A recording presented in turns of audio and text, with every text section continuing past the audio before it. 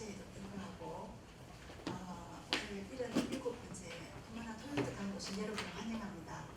사회를 맡은 저는 타블라사 대학의 김향숙이라고 합니다. 오늘도 강연에 앞서 음악을 준비하였습니다. 소프라노 성정화 선생님과 김성연 선생님이십니다. 반주를 맡은 김성연 선생님 두 분에 소개됩니다.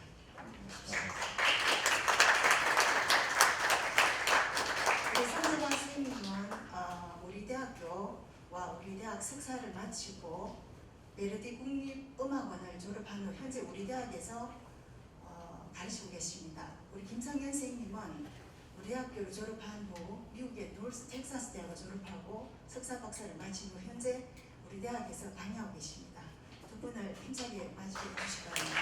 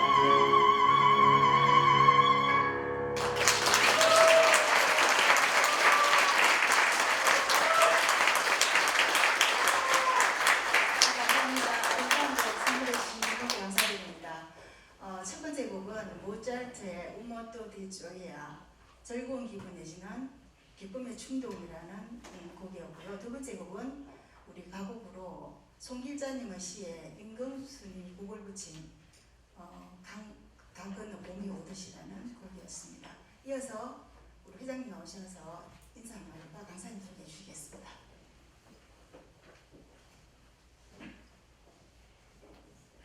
우리 후마나 가족 여러분 반갑습니다. 오늘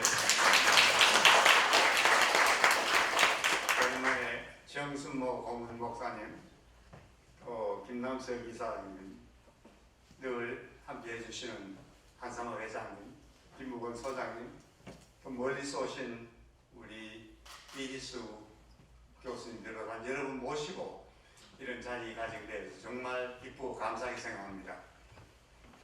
먼저 오늘 좋은 음악 만들어주신 성룡아 선생님과 빈정국 선생님께 깊은 감사 말씀을 드리고,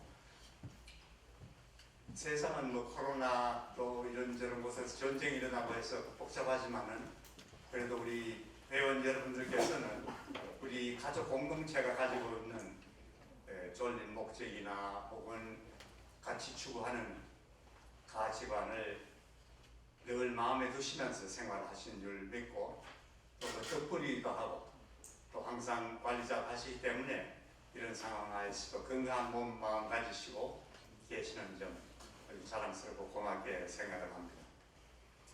오늘 소중한 분 모셨습니다. 날씨도 춥고 또 전국적인 건강 상태도 그런데도 불구하고 내려오신 우리 윤진 교수님, 초청장에 말씀드렸습니다만은 반복은 하지 않겠으나마 정말 석학이십니다. 우리 이희수 교수님 못지않은 그런 석학이신데,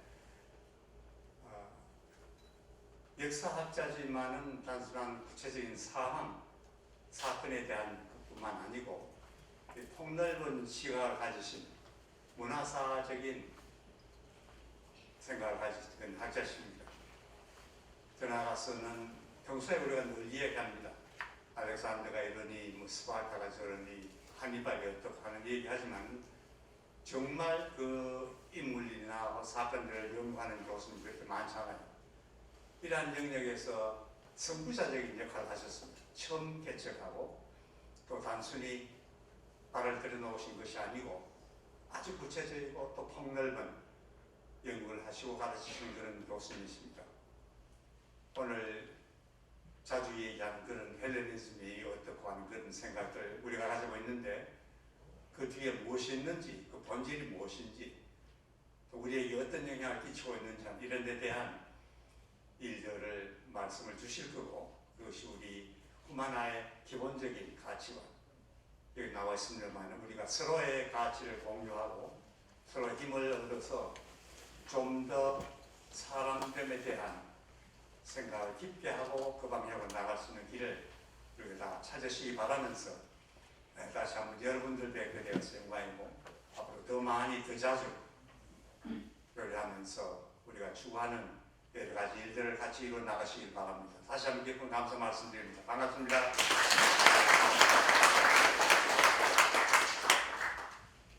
윤진 교수님 나오셔서 강연해 주시겠습니다.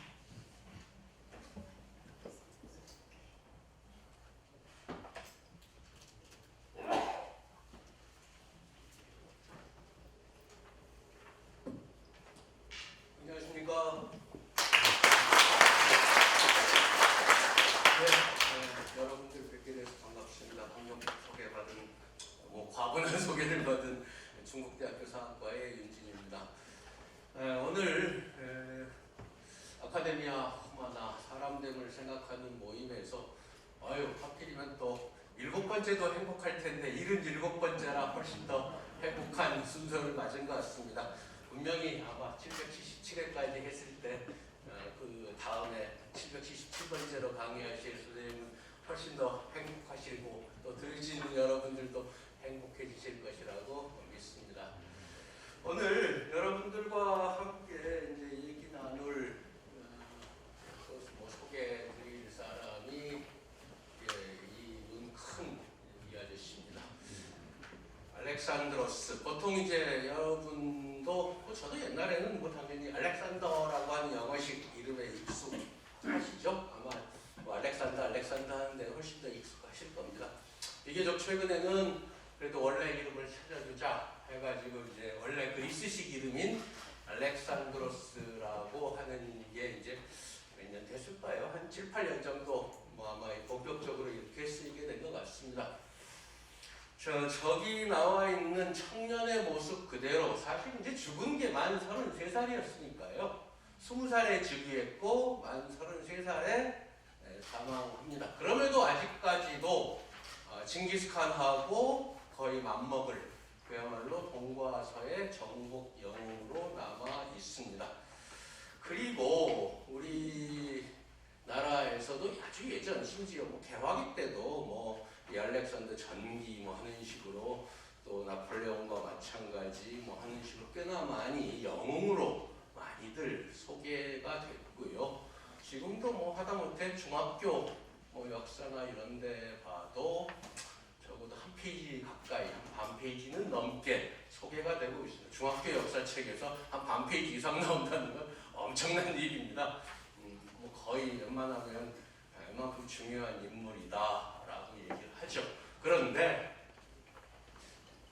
사실 알렉산드로스라는 사람이 쟤네한테나 중요한 인물이지 솔직히 말씀드려서 우리한테까지 이렇게 직접 영향을 미친 인물은 아니지 않습니까? 그럼 어디가 왜 그렇게까지 대단한가? 사실은 고백하자면 서양 사람들, 특히 이제 유럽과 그 전통을 이민 미국 쪽 사람들한테는 되게 대단한 인물인 겁니다. 그리고 우리는 이제 간접적으로 유럽 문명의 영향을 꽤나 많이 받았기 때문에 우리도 이제 그쪽 사람들이 대단하다고 하니까 그런갑다 이제 이렇게 된 거죠. 한번 이제 그럼 진짜로 그렇게 대단한지 살펴보도록 하겠습니다. 맞나요?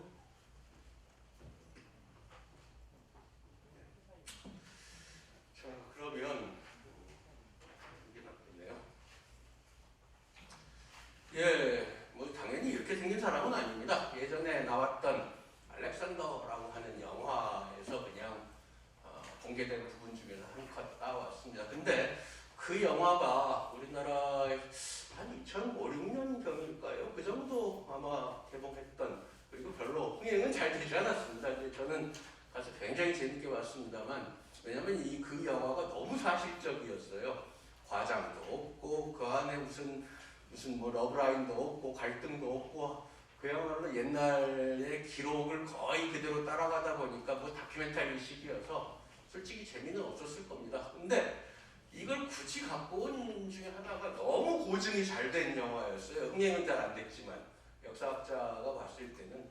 자, 여기 보시는 방패 같은 거, 앞에 조금 나온 두건 비슷한 투구, 그 다음에 이런 식의 이제 어느 정도 무드질한 린넨천 저게요. 한 30에서 50겹 겹쳐서 만든 겁니다. 압착 해가지고 50겹 치고는 얇아 보이지만 린넨천을 이렇게 압축해서 해놓은 거라 상당히 가볍고도 튼튼한 이런 겁니다. 아마 이제 제일 비슷해 보이는 이미지에 실제로 아마 저런 비슷한 이미지의 무슨 그림이라든가 조각들이 남아 있으니까 두 종류가 있죠. 얘는 또 이건 이제 천 압축해서 만든 거고 이거는 청동으로 이제 만든 흉각입니다. 지금 창이 되게 길어 보이죠? 사람보다 2배 조금 넘게 되어 있으니까 이제 실제로 저거는 한 3.5m 정도 될 것 같이 보입니다만 지금 영화 찍느라고 조금 짧게 해놓은 거고 실제로는 4m에서 한 7m짜리, 왜냐하면 이제 기병용 창들이거든요. 자, 재미없는, 저도 사실 연필 이런 거 별로 좋아하지는 않는데 몇 가지만 보겠습니다. 자, 이제 여기서 이제 이름 때문에 그렇긴 해요. 필리포스 2세가 아버지죠. 옛날에는 필립 2세 하는 식으로 영어식으로 했었습니다. 필리포스 2세가 알렉산드로스 엄마 올림피아스라는 여성하고 기원전 357년에 결혼을 하고 그 다음 해 바로 이제 알렉산드로스가 태어납니다. 356년에 338년, 6년 뭐 이런 건 집어치우고요. 336년 여름 필리포스가 갑작스럽게 암살을 당합니다. 연극을 보고 있는데 갑작스럽게 젊은 청년이 귀족 가문의 청년인데 뛰어나와서 죽어라 하면서 단검으로 찔러서 그를 죽이고, 이걸 보고 있던 알렉산드로스의 친구이자 호위병이었던 두 명이 가서 그 살인범을 제압한 다음에 죽여버립니다. 여기서 이제 의문등이 나중에 나오게 되죠. 도대체 왜 죽였지? 제압했는데? 라는 얘기가 나옵니다. 그리고 그 자리에서 그 두 친구는 알렉산드로스 전하 만세 하면서 이제 주기를 기정사실화해버립니다. 사실 그게 이제 전사가 살짝 있긴 해요. 필리포스 2세는 올림피아스하고 사랑해서 결혼한 게 아니었습니다. 올림피아스도 이제 그 옆에 있던 뭐 이제 좀 작은 나라의 공주였는데 뭐 정략 결혼을 한 거였죠. 근데다가 올림피아스라는 여성이 그쪽의 지방에서 섬기고 있던 뱀신을 섬기는 무녀였습니다. 그래가지고 나중에 이제 플루타르커스 영정에도 보면 필리포스 2세가 한참 신혼 중에 신방에 들어가 봤더니 자기 새 신부가 헐렁벗고 커다란 뱀을 껴안고 있더라는 거예요. 그래갖고 이게 무슨 짓이냐 그랬더니 신께서 나한테 와주신 거다. 그러면서 사실은 이분이 뱀이 아니라 제우스 신이 변신하신 모습이다. 이렇게 얘기를 했습니다. 근데 그 뒤로 정내미가 떨어졌는지 필리포스 2세는 부인을 잘 찾지 않고 굉장히 사이가 나빠집니다. 아이는 이제 그 어쨌든 신혼 때 가지게 됐죠. 그 이래로 보면 알렉산드로스가 어머니 편을 이제 당연히 들게 되고요. 필리포스는 사실은 두세 번 더 정략 결혼을 되풀이하게 됩니다. 그리고 중간에 보면 한참 한 17, 18세 되던 알렉산드로스가 한참 혈기왕성한 10대 때 자기 아버지 필리포스 2세가 또 옆에 다른 소국의 왕녀랑 결혼을 해요.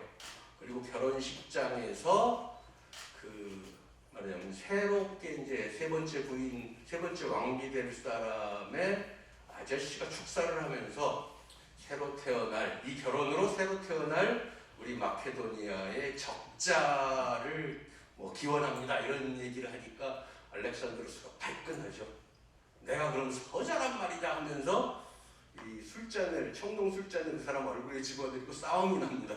그랬더니 필리포스가 이 자식이 어디 애비 결혼식을 망쳐 해가지고 쫓아내요. 그래서 자기 외가 쪽 있는 나라에 한동안 반망명해서 갔다가 막 거의 이제 화해하고 돌아온 참이었습니다. 그래서 실제로는 나중까지는 이제 현재까지 남아있는 의문 중에 하나가 이거 사실은 올림피아스하고 알렉산드로스가 짜고 지 아버지이자 자기 남편 죽인 거 아니야? 라는 얘기는 아직까지도 남아있습니다. 왜냐하면 현재 남아있는 사료 가지고는 알 수가 없는데 의심은 가요. 사실 저도 개인적으로는 좀 의심이 갑니다. 그걸 바로 기다렸다는 듯이 그 암살범을 알렉산드로스의 호위병들이 제압하고 바로 죽여버렸다는 거. 그리고 그 자리에서 바로 암살 현장에서 알렉산드로스 전하 만세하고 주기를 마치 부추겼다는 이런 점. 이게 이제 만 20세의 알렉산드로스가 사실은 훗날 걸어갈 길을 조금 암시하는 듯한 모습입니다. 보통은 알렉산드로스 하게 되면 알려진 얘기처럼 정보광, 한없는 야망, 거침없는 군사적인 재능, 여기만 빠져 있는데요. 저는 오늘 강의의 핵심 주제 중에 하나는 알렉산드로스의 야심을 이제 다룰 겁니다. 그런 것이 좀 보인다는 거죠, 이미.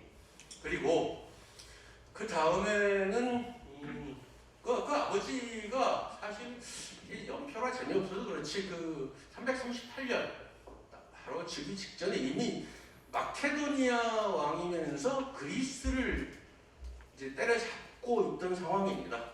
그래서 그리스를 군사적으로 눌러버리고 그래서 전체 그리스 사람들을 모아서 하나의 동맹을 만들고 마케도니아와 그 왕이 이 동맹의 대장이 된 맹주가 된 상황이었고, 근데 이제 갑자기 젊은 어린 친구가 왕이 되니까 몇몇 그리스 도시국가들이 이제 슬슬 움직여요. 반기를 듭니다. 거기에 대해서 가장 대표적이었던, 보통 테바이라고 하는데 이제 아마 테베라고 하면 들어본 적 있으실지도 모르겠어요. 테베라고도 많이들 얘기하는 테바이가 주동이 돼서 반 마케도니아 기운이 오니까 가서 그냥 죽여버립니다. 거의 멸망을 시켜버리고 남자 아이들은 한 마차 바퀴보다 조금만 크면 다 죽이고 여자들하고 그 어린애들 더 어린 애들은 노예로 살아버리게 되죠.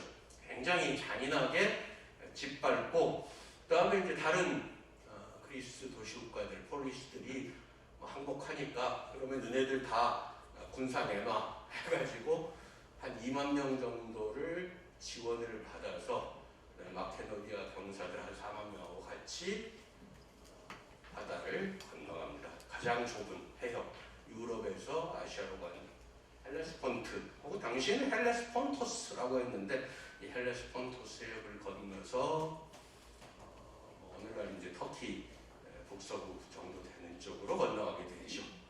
그리고 건너가는데 지금이 사실은 이제 예전 트로이 전쟁에 트로이가 있던 터라고 하고, 또 건너가는 데서 얼마 안 되는 곳에 아킬레스의 무덤이 있다고 하니까 또 찾아가서 참배도 하고 뭐 이런 얘기들도 나옵니다.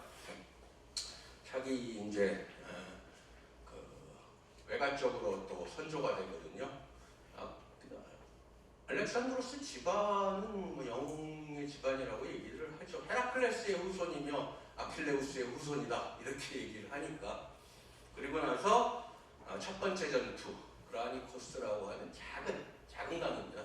하천 정도 되는 이곳에서 이기고, 그 다음에 고르디온이라는 곳에 갑니다. 아마 여러분들 들어는 보셨을 텐데요. 매듭절단 사건이라고 제가 뭐 임의로 이름을 붙였는데, 원래 고르디온이라는 곳에 가봤더니 그곳에는 오래된 전설이 있었습니다.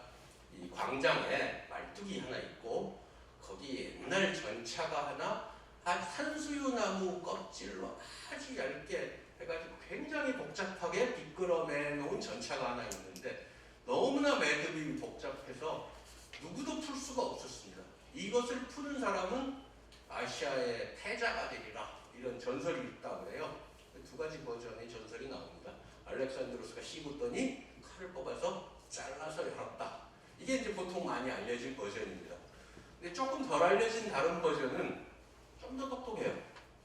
알렉산드로스가 이 말뚝하고 매듭 있고 전차니까 말뚝을 뽑은 다음에 그 매듭 위로 이렇게 밀어가지고 슉 하고 이제 말뚝을 뽑았더니 매듭이 자동으로 풀렸다라고 하는 또 다른 버전도 있습니다. 이게 이제 두 가지 얘기가 있고요. 그냥 심심해서 한번 보시라고 놔두는데, 페르시아 이 당시에도 당연히 있었겠지요. 예전에 그 바빌로니아에서 신바빌로니아의 성문 중에 하나, 내성 8번째인 그 이슈타르 문에, 개인적으로는 되게 재밌는 거라 생각하고 하는데 아마 보신 적 있으신지 모르겠습니다. 베를린에 가보면 그 펠가몬 박물관이라는데 있는데 1899년인가요? 독일 탐사대가 발굴하고 나서 무식한 놈들이 훔쳐갔죠. 성문을 하나 통째로 떼다가 다시 조립을 해놓은 건데 거기 몇 가지, 한 3가지 정도의 동물들이 있습니다. 이거 뭘로 보이십니까?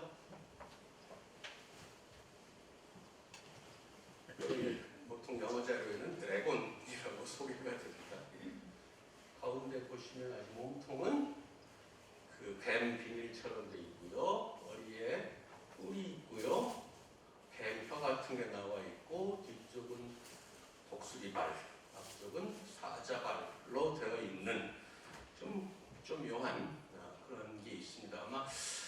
서양 애들이 생각하는 그 드래곤의 원형인 것 같습니다. 이건 심심해서 보시라고 한 거고요. 이게 이제 원래 페르가몬 박물관에 있는 그 이시타르라고 하는 여신의 문입니다. 그 중에 하나인 거죠. 그러니까 이제 얘가 사실은 이제 요거죠, 요거. 옆에 이제 황소라든가 뭐 이런 것들로 같이 있는데, 그러면 이제 지금까지가 이제 사실은 서설인데요. 자, 여기가 마케도니아의 수도입니다. 텔라라고 하는 곳이고, 여기가 그리스예요. 여기가 마케도니아입니다. 그러니까 실은 어떤 경우에는 그리스 출신이라고 잘못 알고 계시는 분들도 많습니다. 근데 좀 그럴만도 한 게, 마케도니아는 알렉산드로스 한 할아버지 때까지만 해도 그리스에서 그리스 사람들한테 좀 뭔가 깔보임을 당했던 주변의 변방의 반야만적인 국가였어요. 그러다가 알렉산드로스 아버지 필리포스가 그 아까 망했다고 하는 그 테바이로 유학 겸 인질로 가서 그리스식 전술이나 무장 이런 걸 배워오고, 그다음에 필리포스 때 이제 강대국이 돼가지고 거꾸로 그리스를 내리누르게 되는 거죠. 다만 문화적으로는 여전히 마케도니아는 그리스를 따라가고 싶어합니다. 그래서 실제로 마케도니아 왕실에서도 그리스어를 자유자재로 쓰고, 실제로 정복할 수 있었는데도 불구하고 그냥 동맹으로 대우하는 그런 경우로 볼 수 있어서, 마케도니아는 그냥 계속 그리스가 되고 싶었어요. 그리스의 하나로 인정받고 싶었어. 근데 걔네들이 맨날 야만적 취급하니까 나중에는 이제 군사적으로 내리누른 다음에 나를 형님으로 받들어라, 뭐 이런 식으로 되는 거죠. 어쨌거나 여기에 이제 그리스 연합군도 데리고 오고 마케도니아 병사들도 이렇게 이제 오게 되는 겁니다. 그래서 이제 첫 번째 전투가 벌어지는 곳이고, 이렇게 이게 이제 이렇게 해서 이집트까지 가요. 그다음에 이집트에서 뭐 알렉산드리아 건설하고 이렇게 이제 싸워 나가는데, 자, 여기서 우리가 주목해야 될 건 이 라인이 잠깐 안에 들어갔다 오는데 순 해안가로만 가고 있죠. 이 부분은 머나먼 원정, 그리고 이 원정 전체가 11년 걸립니다. 이게 다 마무리하는 데까지 11년씩이나 걸리는 다른 나라로 완전히, 거기다가 지네 나라에 한 요만큼 내니까 이걸 다 먹거든요. 그러니까 지네 나라에 한 7, 80배 가까운 영역을 해먹은, 이렇게 멀리까지 가려면 당연히 이쪽 해안부터 배후를 안정을 시켜야 됩니다. 해안가부터 항복을 시키고 점령을 하고 일부 요소에 수비대를 놔두고, 그래야 뒤에서 공격을 안 받죠. 얘는 또 이건 되게 좋아요. 가다가 항복시키고 나면 그 도시에 있는 주요한 그 통치 계급의 자식들, 아들들을 인질로 자기 부하로 집어넣습니다. 한 도시에서 한 몇백 명씩 자기 병사들로 집어넣어요. 뭐 이제 그 도시에서 한 500명 오면 그 500명의 무슨 뭐 중대장쯤 되는 초급장교 타이틀도 주고, 그래서 계속 전투가 있어서 죽어가지만 더 늘려갑니다. 그리고 유력자들 자식들이 그 원정에 참여하고 있으니까 계속 뒤에서 식량 보내라 그럼 식량 보내주고, 무기 보내라 그럼 무기 보내주고, 이게 워낙 오래 걸리니까 이런 작업을 안 하면 할 수가 없는 거죠. 그래서 이제 나오고, 그 다음에 대규모의 전투들이 벌어지고, 중간에 이제 소위 바빌론도 점령을 합니다. 이때 바빌론, 그리고 이제 이 수사, 페르세폴리스 이런 것들이 페르시아 제국의 주요 도시들, 뭐 거의 이제 수도급 도시들이라고 보시면 되겠습니다. 수사는 당시에 이제 의식 수도였고요. 거의 종교적인 수도라고 하는 전통적인 도시가 바빌론. 그리고 이제 페르세폴리스는 뭐 일종의 행정수도 같은 겁니다. 이렇게 하고 그 다음에 이제 위로 가서 어디까지 가냐면 이제 이 사마르칸트 정도까지 올라가고 나중에 박트리아를 거쳐서 인도 북부까지 원정을 하고 이게 한 9년째쯤 됩니다. 여기까지가. 인도 북부까지 가고 원래는 인도 원정을 마무리 지려고 했는데 못하고 다시 돌아와서 이제 바빌론에 있다가 이제 결국은 다음 원정 준비하다가 사망했다 이렇게 얘기를 하는데 서양사에서는 이 사람하고 자주 비교를 합니다. 한니발. 잘 이것도 들어본 이름이죠. 카르타고의 장군이면서 또 로마 제국의 가장 큰 위협을 했던 로마의 악몽이라고 불렸던 사람이 한니발입니다. 이거는 뭐 실제로 얼굴이 많이 안 남아 있어서 이제 인터넷에서 이제 그나마 좀 공짜로 풀린 이미지 중에 하나 갖고 온 겁니다만 한니발도 대단한 오랜 행군 스페인 쪽에서부터 시작해서 피레네 산맥을 넘고 오늘날 프랑스 남부 해안 지방을 건너 알프스를 해가지고 이탈리아로 들어가서 한니발도 한 9년 정도 이 먼 원정길을 가서 싸웁니다. 그래서 흡사한 부분들이 완전 218년에서 202년까지 이 싸워 나가니까 전체 전쟁 기간이 16년이나 되는 거거든요.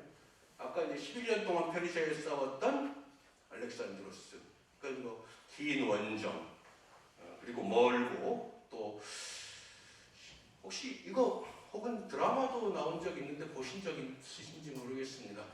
예전에 80년대 한 후반 정도인가요? 특공대라고 하는 미국 드라마가 우리나라에서도 소개된 적이 있었고 저도 그때 열심히 재밌게 봤었는데 나중에 영화로도 만들어졌는데 SD18 있죠. 리더가 한니발 대령이라고 되어 있습니다.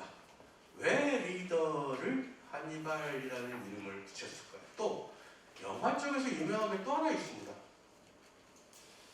양들의 침묵이라는 영화 기억하시는지 모르겠는데요. 거기서 살인범, 식인 살인마 그러면서 굉장히 천재적인 그 정신과 의사 아래쪽에 이렇게 마스크하고 구속복 입고 나왔던 단 15분간 나왔는데 당시 아카데미상을 받을 정도의 연기의 대가 앤서니 허킨스의 한니발 렉터 박사 연기입니다. 한니발 렉터 여기서도 이제 한니발 대령 이게 사실은 서양 사람들 특히 서유럽권 사람들한테 한니발이라는 이름이 어떤 공포 그리고 머리 좋은 그러니까 무섭고 머리 좋은 적의 개념으로 나와 있는 그거를 볼 수가 있습니다. 이제 사실 알렉산드로스하고 한니발은 이제 비슷한 데가 많아요. 알렉산드로스 아버지 필리포스 2세 한니발 아버지는 많이 안 알려지긴 했습니다.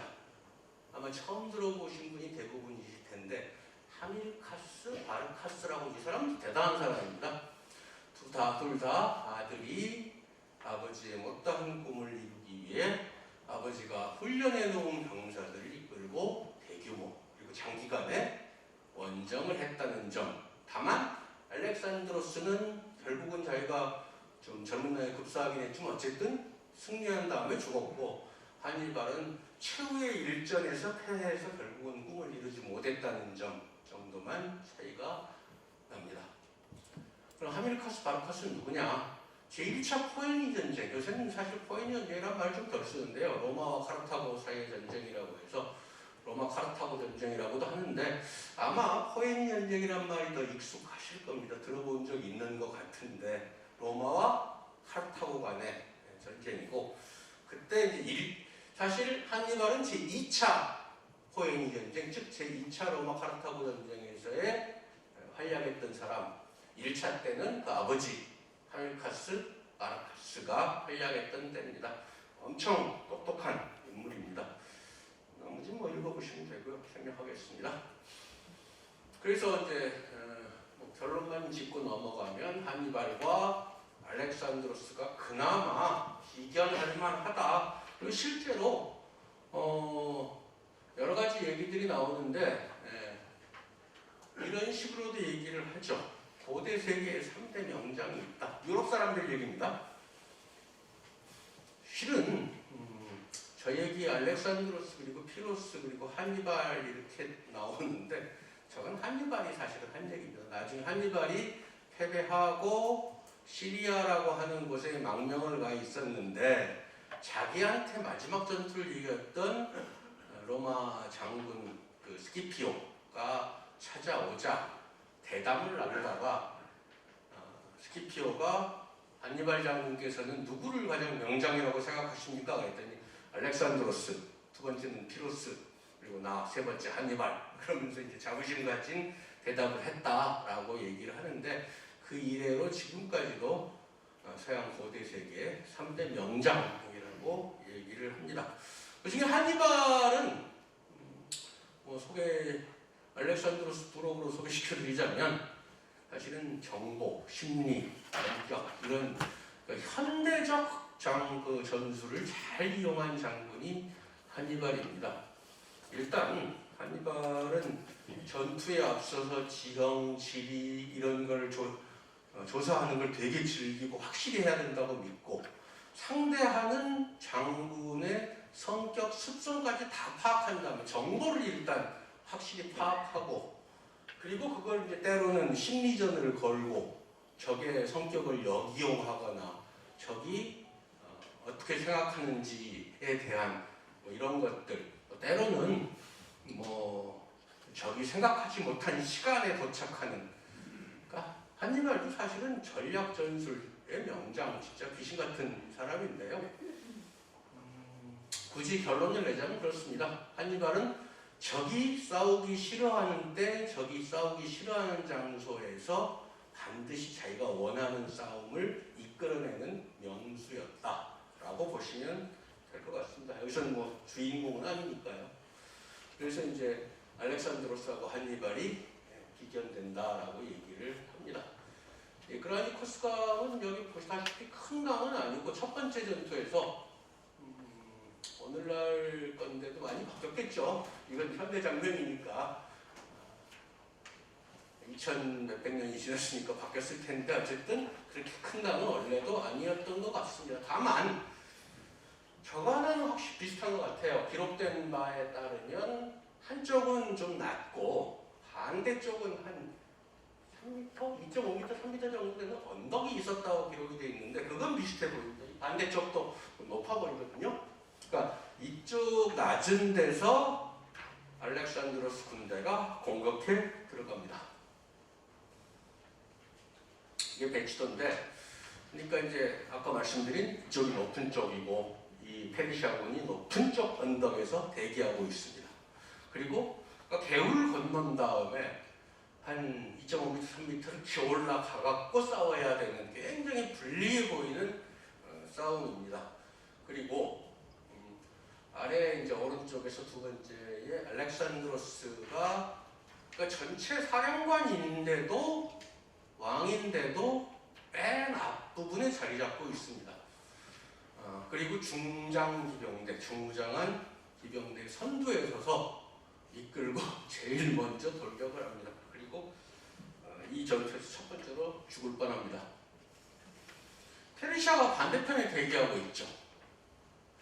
알렉산드로스의 부사령관 정도 되는 사람은 당시 이 마케도니아와 그리스 연합군 지휘부대에서 제일 나이 많은 숙장, 나이든 아주 경험이 풍부한 파르메니온이라는 장군이 있습니다. 이 사람은 알렉산드로스 아버지 필리포스 2세의 절친한 친구였고 여러 번의 전쟁을 겪은 그야말로 베테랑인데요. 파르메니온이 이렇게 얘기를 하죠. 적이 막고 있는데 그것도 높은 언덕에서 막고 있는데 강을 건너서 언덕을 기어 올라가서 싸우다니 무모합니다. 그냥 새벽에 한밤중에 걔네들 안 지키고 있을 때 몰래 올라간 다음에 새벽에 날 밝으면 싸웁시다. 이렇게 얘기를 해요. 그랬더니 알렉산드로스가 글쎄요, 막말로 좀 편하게 얘기를 하자면 사람들 모인 참모 회의 자리에서 쪽을 줍니다.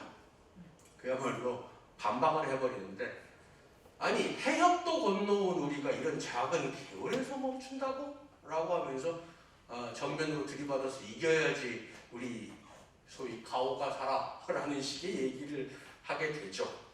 근데 또 되게 웃기는 게 이때 이 전투에 페르시아군이 도합 한 11만 명, 알렉산드로스 군은 뭐 한 4만 명이 살짝 안 되는 2배 반인데 이런 어쨌든 패기를 보입니다. 실제로 죽을 뻔하고요. 제일 먼저 돌격했다가 여러 번 죽을 뻔했는데 아주 결정적으로 이제 호위대장이 와서 살려주기도 하고 이런 난관을 겪습니다. 다만 이기긴 이겼죠.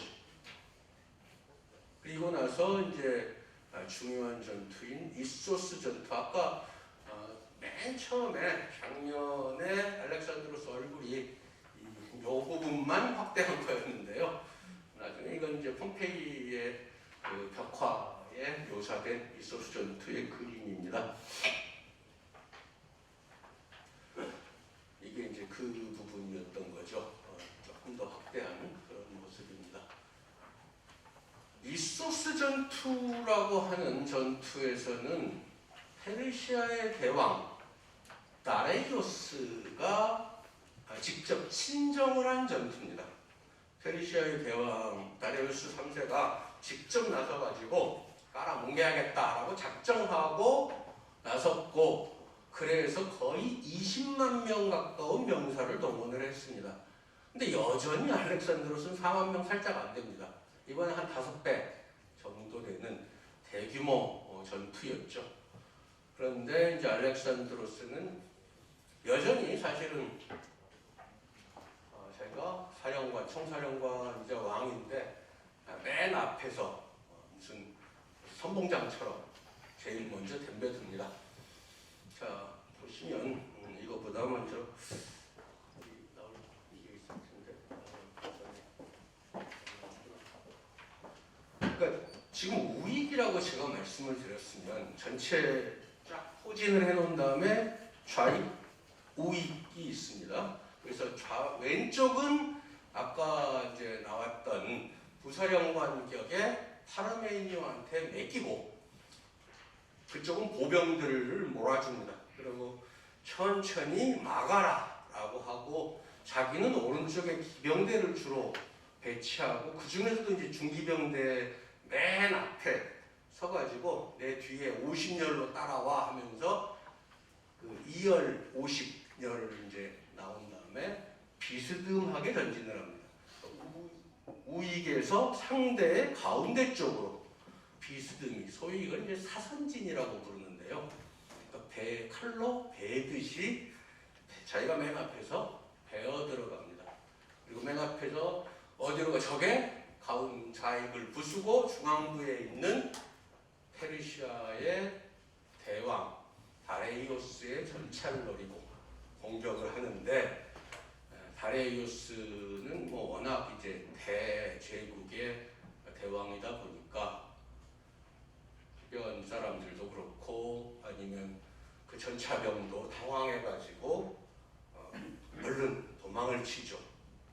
그러는 사이에 최고 지휘부가 붕괴하니까 페르시아군이 무너집니다. 사실은 더 정확하게 얘기하면 가운데로 돌격해서 지휘부가 무너지고, 적의 이제 페르시아 쪽에 보면 이제 우익이 남죠.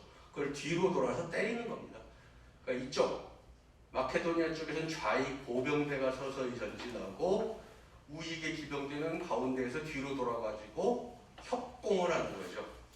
일명 모루와 망치 전술이라고 해서 나중에 2차 대전까지도 쓰는 주요한 전법이 나오게 됩니다. 그러니까 받치고 뒤로 돌아서 강력하게 때리는. 아니 2차 대전 때는 이제 주로 기갑부대가 이 때리는 망치 역할을 많이 하게 되죠. 어쨌거나 이렇게 해서 페르시아군이 무너지는데, 페르시아는 당연히 5배쯤 되니까 이길 줄 알고 모든 귀족들로 잔뜩 데리고 온 정도가 아니라 다레이오스가 자기 모후, 어머니, 자기 부인, 왕비 자녀들, 왕자 공주들까지 다 데리고 나와서 친정해서 나의 승리를 보아라고 데려왔는데 왕은 도망가고 왕가의 식솔들은 다 남아서 포로가 됐습니다.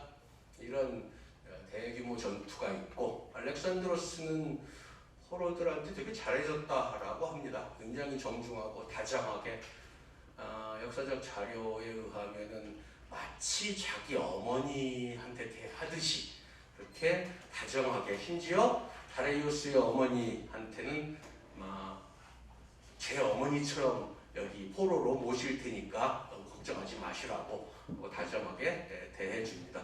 근데 되게 재미있는 대면 과정에서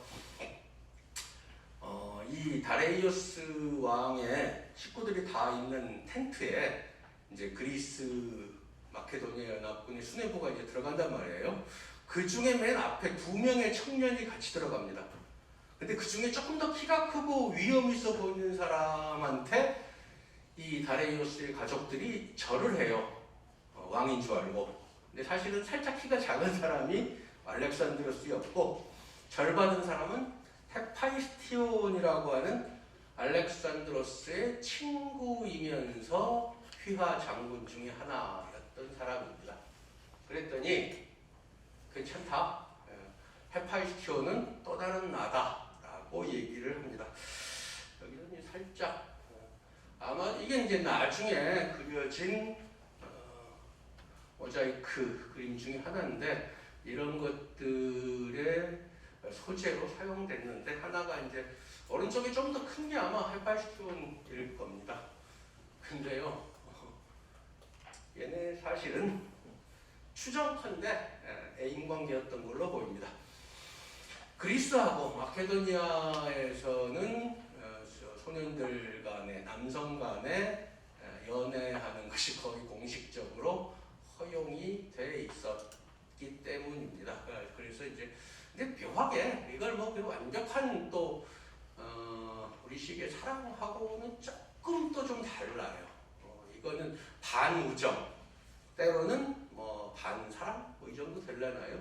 어떨 때는 또 정략적인 면도 끼어듭니다. 귀족 가문들 사이에 또 그런 관계를 빌미로 해서 정치적인 결합 같은 것도 나오고 있는 좀 애매한 상황인데 어쨌든 간에 나중에 죽은 다음에 헤파이스티온이 갑작스럽게 사망하게 되니까 뭐 알렉산드로스가 거의 뭐 넋을 잃을 정도로 슬퍼하고 뭐 도시를 하나 세워주고 하는 거 보면 보통 관계는 아닌 사람인 것 같습니다.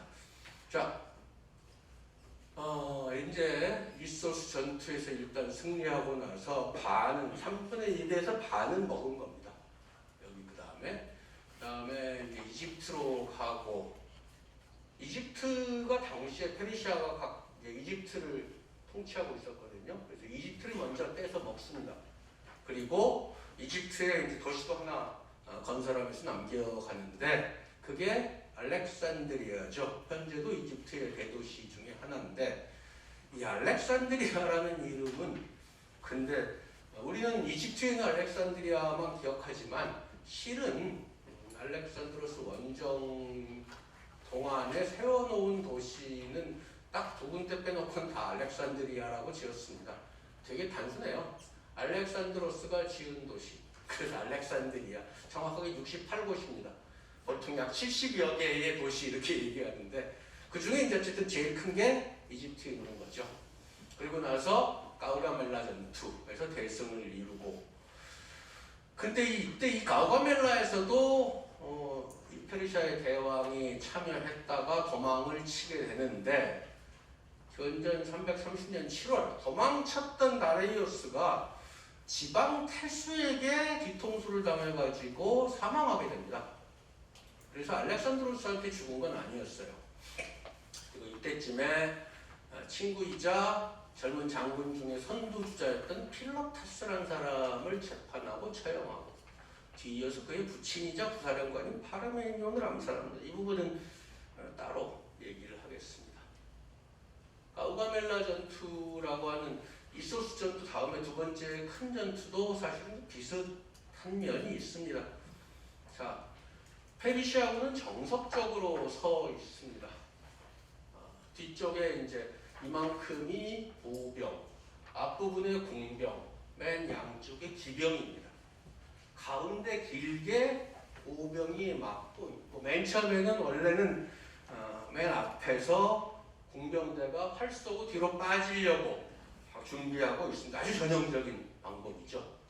거기에 비해서 당시에 아주 드문 비스듬하게 자리 잡고 특히 얘네는 이런 식으로 사선 형태를 띠고 있습니다. 아주 드문 케이스였습니다. 전술적으로는 그래서 알렉산드로스가 대단히 높이 평가를 받는데 알렉산드로스와 그의 이제 이런 전법을 이제 알려준 에파메이논다스라고 하는 그리스의 장군이 사실은 전쟁사에 있어서 한 획을 긋습니다. 원래는 정면에서 서로 맞부딪히는 게 일반적이에요. 아주 이런 건 예외적 상황입니다. 뭐 대부분 다 그냥 정석적으로 주로 가운데 보병, 양쪽에 기병, 어떨 때 이제 거기다가 플러스 궁병이 있으면 앞이나 뒤에 배치 이런 게 그냥 일반적이죠.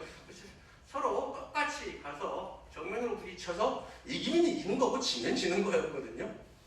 근데 알렉산드로스가 채택한 이 사선지는 처음으로 면대 면의 전투에서 면대 선의 전투가 된 거였습니다. 비스듬히 썰어 들어가는 거죠. 면대 면으로 부딪히는 게 아니라.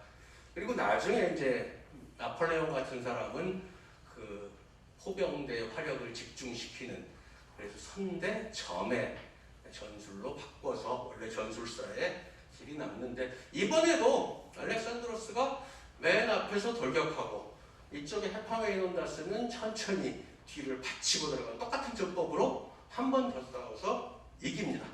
이번에 이제 가우가멜라 전투에서 어쨌든 거의 페르시아를 이제 반 이상 끝장을 내버리게 되는 거죠.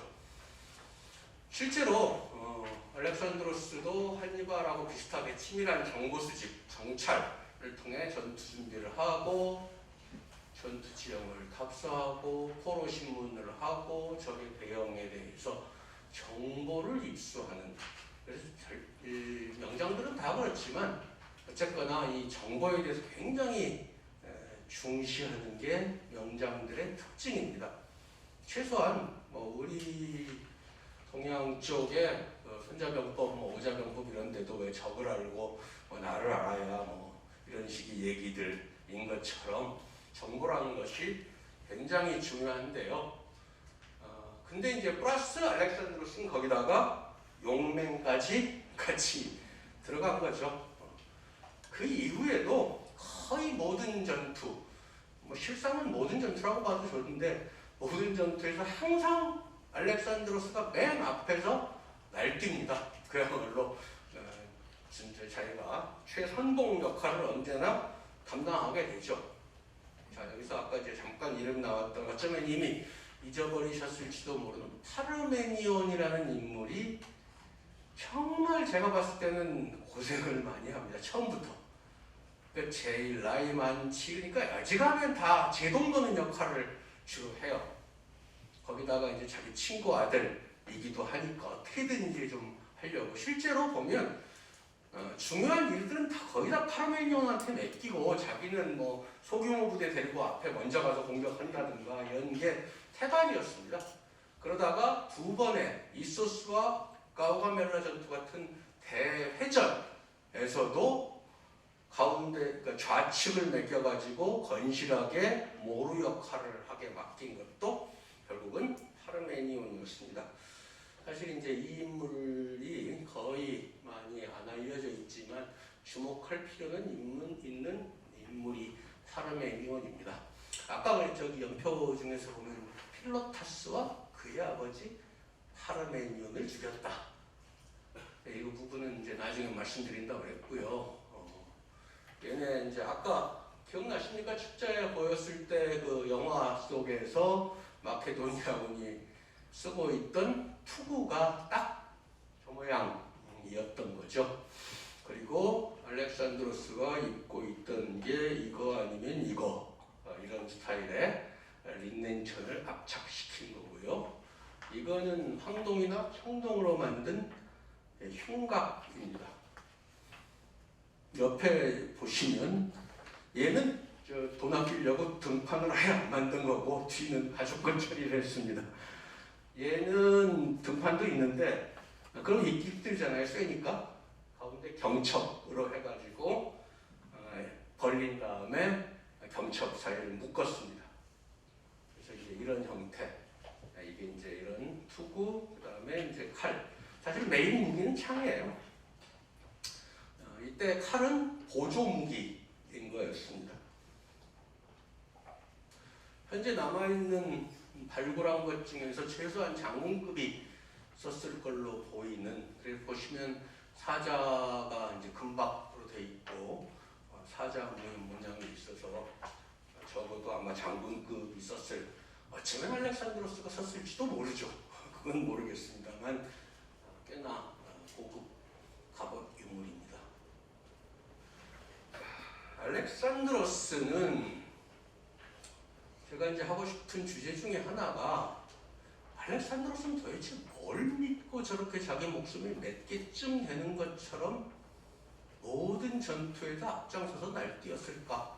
실제로 죽을 뻔한 적도 10여 차례, 창이나 칼이나 화살에 맞아서 중상을 입은 것도 적어도 대여섯 번, 그리고 어떤 곳에서는 한 30명만 데리고 제일 먼저 적의 성벽 안으로 뛰어들어갔는데 뒤에 따라가던 병사들이 죽어버리는 바람에 한 10여 명이서 적군 5,000명 사이에서 30분 이상 버티다가 겨우 구원받은 적도 있을 정도, 정말 무식하게 뛰어듭니다.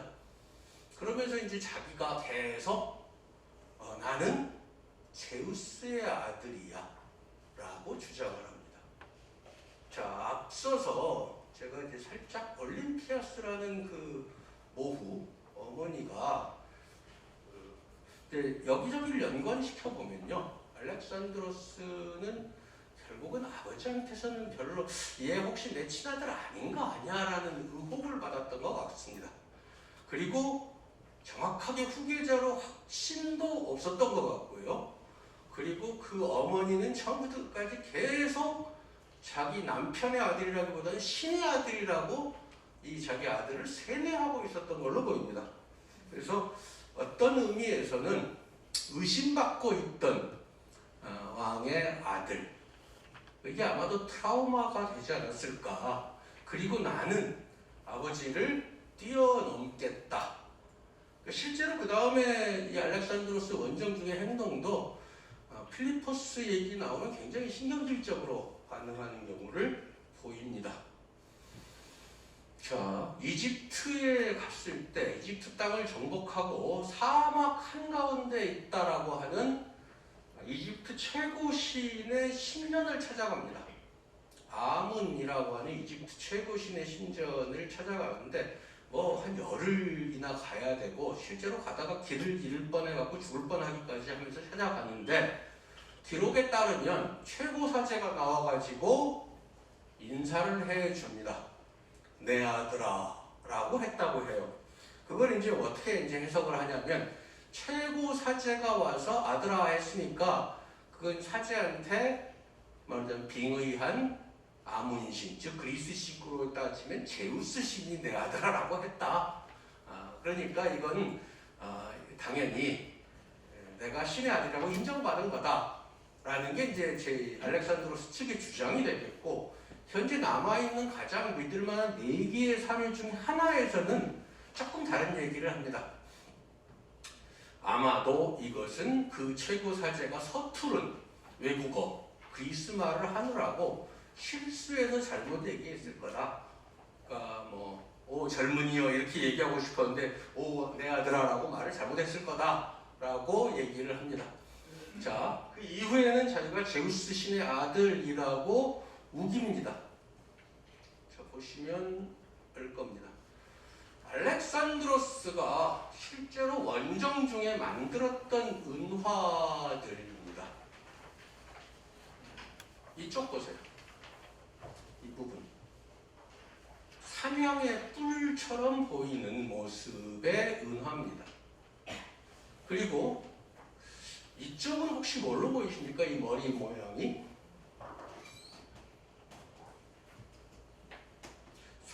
사자처럼 혹시 보이지 않습니까? 머리 모양 자세히 보시면 그걸 의도해서 만든 겁니다. 사자 가죽.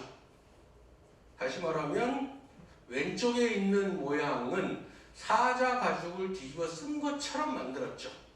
앞에 그 북의 쪽, 목의 쪽으로 이제 헤라클레스, 북의 쪽으로 아킬레우스. 제가 아까 맨 처음에는 살짝 반대로 얘기한 것 같은데, 이제 헤라클레스의 후손이라는 점을 강조하기 위해서 이렇게 사자 가죽을 뒤집어 쓰고 있는 모습의 은화도 만들고, 그 다음에 자기가 신의 아들이라고. 왜냐하면 이집트 신상, 아문 신상에는 아문신이 뿔을 달고 있는 모습으로 묘사가 되거든요. 이건 이제 풍요의 뿔이라고 하는 고대의 풍습 중에 풍요의 상징으로 보통 뿔에다가 무슨 술잔 같은 걸 이제 음료를 담거나 하는 일이 많아서 이 뿔 모양은 풍요를 상징합니다. 그래서 이런 거를 알렉산더 더 갓이라고 이제 되어 있는 자료인데, 알렉산드로스가 자기가 신의 아들이라고 선전하는 도구로 썼습니다. 당시에 이런 정도면 굉장한 증거예요. 오늘날에 우리는 뭐 과학적 증거라든가 뭐 논리적 증거 어쩌고 얘기하지만, 이때만 하더라도 은화나 하다못해 조각이나 이런 거 그림 보여주면서 이게 바로 무슨 증거다 하면 당시에 껍벅 넘어갔을 정도인 겁니다. 오늘날 그냥 뭐 노벨상 받은 석학이 무슨 물리학적 법칙으로 설명하면서 이건 과학적으로 맞아야 하는 거 정도의 권위가 있는 게, 이때는 이런 거 보여주면서 그 정복지 사람들한테 이거 봐라, 우리 전하는 이렇게 뿔도 있으신 신의 후예다. 그러면 아 그렇군요 하고 다 믿을 그런 시기였다고 생각하시면 홍보용으로 딱이라는 거죠. 그 다음에 이제 이게 이제 하나가 있었고, 알렉산드로스가 자기는 신의 아들, 제우스의 아들이라고 강력하게 믿으면서 그리고 홍보용으로 사용했다는 것이, 자, 계속해서 원정을 해 나가고 또 그 원정이 항상 선두에 서서 싸웠던 중요한 이유 중에 하나가 됩니다. 신의 아들이 어떻게 죽어? 신의 아들이 약간의 시련이 있을지라도 결국은 이겨. 헤라클레스 봐 하는 식으로 이제 또 자기가 또 제우스 신의 또 다른 아들인 디오니소스 신처럼, 디오니소스도 젊었을 때 고난을 겪었지. 그렇지만 그 디오니소스 신은 인도까지도 정복했다고 신화에 나왔어. 나도 인도까지 정복할 거야. 그래서 이제 사실은 인도 정복에 대한 알렉산드로스의 집착은 자기도 신의 아들이라는 걸 인증하기 위한, 그리고 그걸 자기 스스로에게 각인시키기 위한 거라고 생각이 됩니다. 그러면서 동시에 자기 아버지, 친아버지인 필리포스를 부정하는 모습을 계속 보인다는 거죠. 그래서 제가 강연 처음에 얘가 혹시 지 아버지 죽인 거 아니야? 뒤에서 어떻게 한 거 아니야? 암살한 거 아니야? 암살 배우 아니야? 라는 게 지금까지도 의심되고, 저도 사실 그쪽에 좀 마음이 기울어요. 정확한 증거야 알 수가 없죠. 당연히 그때 암살범도 죽은 데다가 그 다음에 마케도니아 왕이자 나중에 정복왕이 된 사람과 그 어머니가 배우 같은데 누가 입을 열었겠어요. 있던 증거도 없어질 판인데, 그냥 심증입니다. 심증. 그냥 심증이고, 그 다음에 또 다른 얘기가, 또 다른 이제 그 주제가 하나 나옵니다. 파르메니온이라고 제가 한 3번째쯤 지금 강조하고 있을 거예요. 파르메니온하고 그다음에 클레이토스라고 하는 인물, 아까 살짝 지나갔는데, 첫 번째 그라니코스 강전투에서 죽을 뻔했는데 살려준 사람이 호위 대장인 클레이토스입니다. 이 사람들은 노장파예요. 자기 아버지 필리포스하고 가까운 연배의 사람들입니다. 그리고 친구들이자 전우들이고, 이 클레이토스 같은 경우가 나중에 알렉산드로스에게, 그러니까 두 사람 다 살아야 됩니다. 알렉산드로스한테. 제가 맨 처음에 알렉산드로스는 보통 영웅의 이미지로만 알려져 있다라고 했는데, 실제로는 굉장히 잔혹한 인물이에요. 그러니까 자기 아버지 때부터의 군대의 노장들이고, 한 명은 자기를 살려준 호위대장이고, 한 명은 부사령관 역할로 원정에서 갖가지 어려움을 다 겪으면서 따라왔던 사람인데 하나는 암살해버리고 하나는 직접 창을 던져서 죽여버립니다. 굉장한 인물이죠. 알렉산드로스도. 뭐 클레이토스도 그렇고 그 다음에 이제 원래 마케도니아에서는 이때까지 절대 왕정이 아니었습니다. 그 나중에 알렉산드로스가 정복하면서 점점 더 왕의 권위가 세지고 페르시아를 다 정복한 다음에는 야 페르시아 보니까 거의 절대 왕정식이던데 나도 따라해야지 하면서 페르시아의 의례 왕 앞에 나올 때는 10m 밖에서부터 무기 던지고 기어서 와서 엎드려 절해야 돼. 아 좋은데? 나도 그렇게 시켜야겠지. 그 전까지는 원정 중에 알렉산드로스가 자고 있는 군막에 장군급쯤 되면 칼 차고 들어가도 됐습니다. 근데 나중에 원정 다 끝난 다음에는 내 앞에 10m에 다가오려면 무장 해제하고 엎드려서 기어와라 절하면서 이런 식으로 나오기 시작하죠. 많은 마케도니아하고 그리스 쪽 사람들은 크게 반발합니다. 오히려 이제 예전 페르시아 신하들이 당연하지, 그래야지, 어딜 대왕 앞에 나가는데 이런 식으로 따라오기 시작했었습니다. 노장들과의 갈등이 있었습니다. 그럼 파르메니온은 어떤가? 아까 말씀드렸듯이 제일 나이 많고 노장이면 원정의 2인자, 그 다음에 뒤치다거리 전문가 이런 역할입니다. 그리고 역시 또 진짜 알렉산드로스를 살려낸 적도 있어요. 또 다른 동명이인인 알렉산드로스라는 인물이 반역 음모를 꾀하고 있다라고 하는 걸 적발해가지고 알렉산드로스가 암살되는 것을 막아준 인물이 파르메니온입니다. 근데 이제 아까 기억하시겠지만 그라니코스 강 전투 때 일단 여러 사람 모인 곳에서 한번 창피를 줬죠. 자네 뭐 아무리 부사령관이지만 말이야 어디를 그렇게 사기를 떨어뜨리는 말을 하는가 하는 식으로 일단 창피를 한번 주고요. 그다음 두 번째로는 이소스 전투가 끝나서 다리우스가 도망간 다음에 휴전제의를 편지를 보내서 합니다. 그리고 자기 엄마, 부인, 뭐 자식들 다 잡혀 있으니까 몸값으로 1만 탈란톤의 금을 내겠다. 유프라테스강 르라고 잘못 못하고 났습니다. 유프라테스강 서쪽의 땅은 떼주겠다. 공주를 보내서 결혼하게 해주겠다라고. 그러니까 이제 휴전하지라고 얘기를 합니다. 여기서 교회 다니시는 분들은 들어본 듯한 말이 탈란톤입니다. 달란트죠, 달란트. 성서에서 보통 달란트라고 많이 얘기하는 게 그리스의 무게 단위이자 화폐 단위인 탈란톤입니다. 이제 1만 탈란톤은 엄청난 돈입니다. 왜냐하면 1탈란톤이 26.2kg 정도 됩니다. 금 26.2kg만 해도 대단한데 곱하기 1만이라고 생각해 보시면 이건 천문학적인 돈이죠. 이거 줄게. 그 다음에 지금 유프라테스강 서쪽 준다는 건 자기 제국의 반을 떼어준다는 겁니다. 거기다가 이제 공주까지 보내서 사위로 삼고 우리 화해하자라고 하니까 이건 엄청난 제안인 거죠. 간단히 얘기해서 너네 나라 땅에 수십 배 떼어줄 땅 주고 그 다음에 요새 우리 돈으로 따지면 한 수백조쯤 한꺼번에 줄 테니까 또 거기다가 사위로 삼을 테니까 화해 휴전하자라는 얘기입니다. 파르메니온이 이걸 딱 본 다음에 제가 알렉산드로스라면 더 이상 모험하지 않고 조건을 받아들여서 정전하겠습니다. 싸움을 멈추겠습니다. 이 정도면 충분하지 않나요? 라는 거죠. 뭐 일반적인 상식이라면 그랬을 겁니다. 그랬더니 내가 파르메니온이라면 그렇게 하겠소만 나는 알렉산드로스라고. 근데 이것도 좋게 해석하자면 알렉산드로스의 패기. 내가 뭐 휴전해갖고 먹지는 않을 거야. 내가 다 먹고 말지 싸워서 이기면 돼. 뭐 이런 식의 패기라고 포장되기도 하는데 실제로 보면 그 다음에 이어지는 사건이 사실 저 개인적으로 굉장히 흥미로웠습니다. 왜?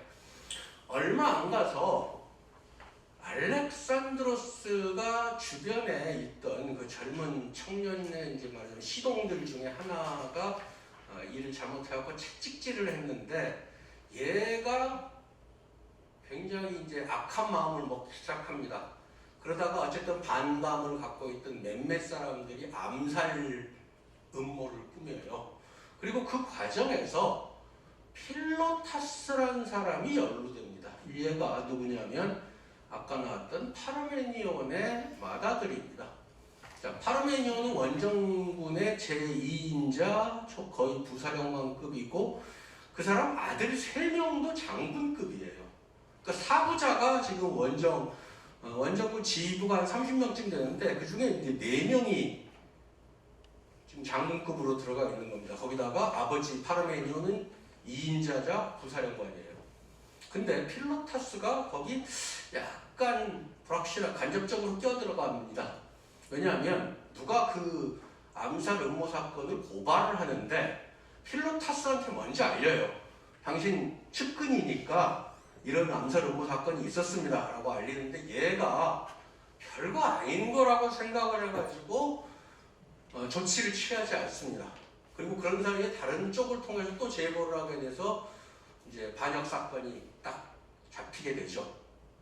그랬더니 이제 알렉산드로스가 맨 처음에는 이제 사대유감은 그렇습니다. 맨 처음에는 필로타스가 이제 변명을 애들이 하는 별거 아닌 소리인 줄 알았어요 라고 하니까 나 믿어 하면서 연회장에서는 옆에서 술도 따라주고 하다가 갑작스럽게 필로타스를 술 취하니까 체포를 명령을 하고 그날부터 사흘간 고문을 합니다. 그래서 이제 자백을 받아내죠. 저도 암살 음모에 껴 있습니다 라고 자백을 받아낸 다음에 사람들 앞에 끌고 가가지고 이자에게 돌을 던져 죽여라 해가지고 병사들이 돌 던져서 이제 소위 때려 죽이게 만듭니다.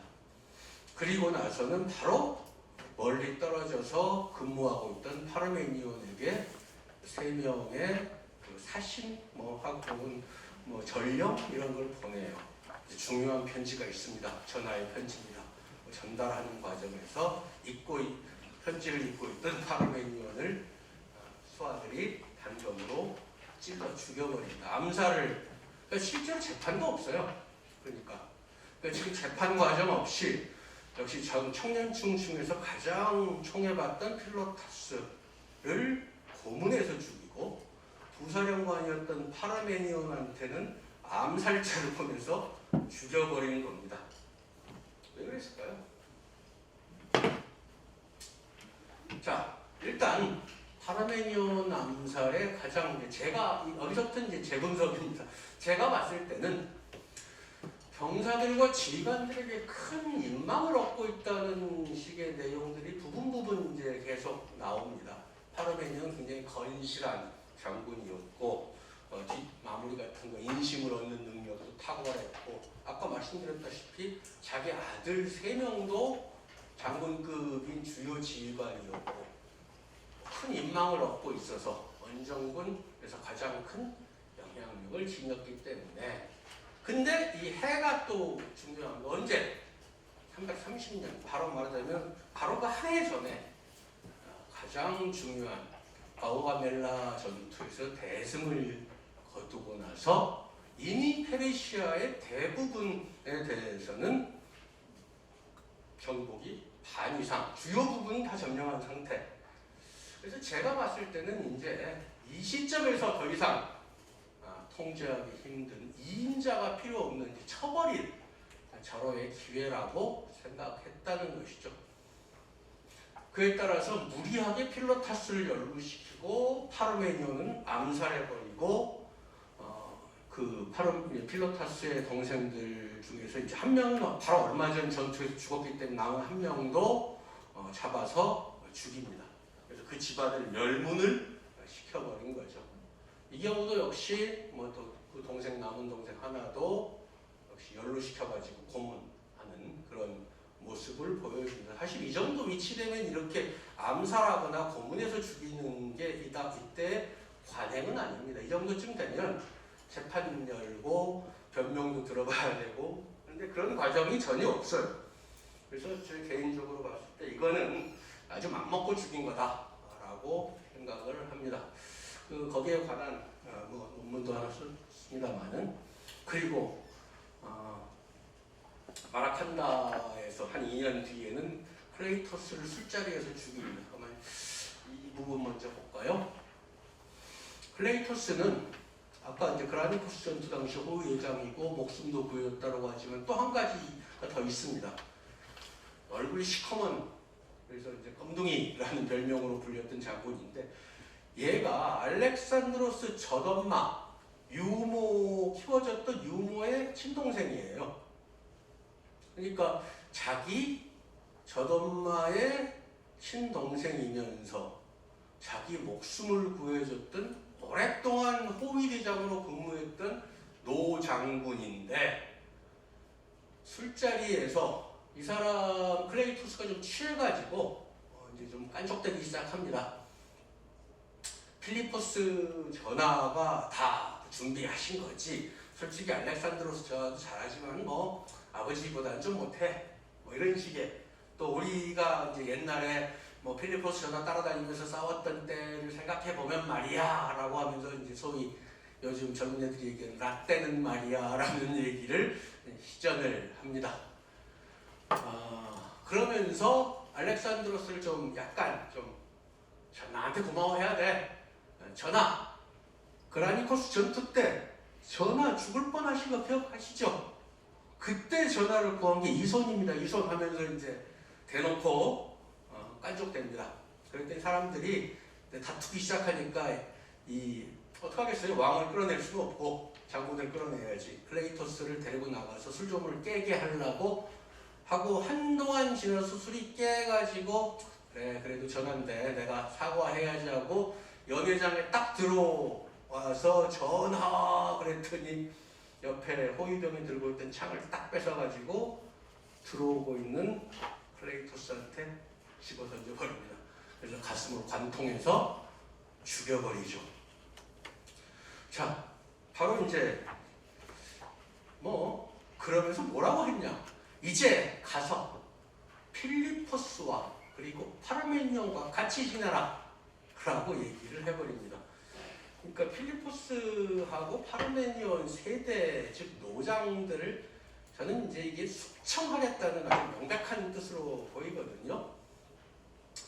절대 권력에 대한 장애물 뭐 이렇게 얘기를 합니다. 물론 사람들이 비난을 두려워해서 다음날 술 깬 다음에는 내가 술 취하고 그런 짓을 했단 말이야 라고 하면서 뭐 3일 동안 밥도 안 먹고 뭐 대성통곡하는 모습도 보여주는데 이건 뭐 정치적인 뭐 어떤 행동인 걸로 보이고, 이런 얘기 필로타스, 파르메니온, 클레이토스 이게 이제 사실은 뭐 다 자기의 절대 권력에 도전할 만한 능력을 지닌 인물들을 제거하는 그런 걸로 본다는 거죠.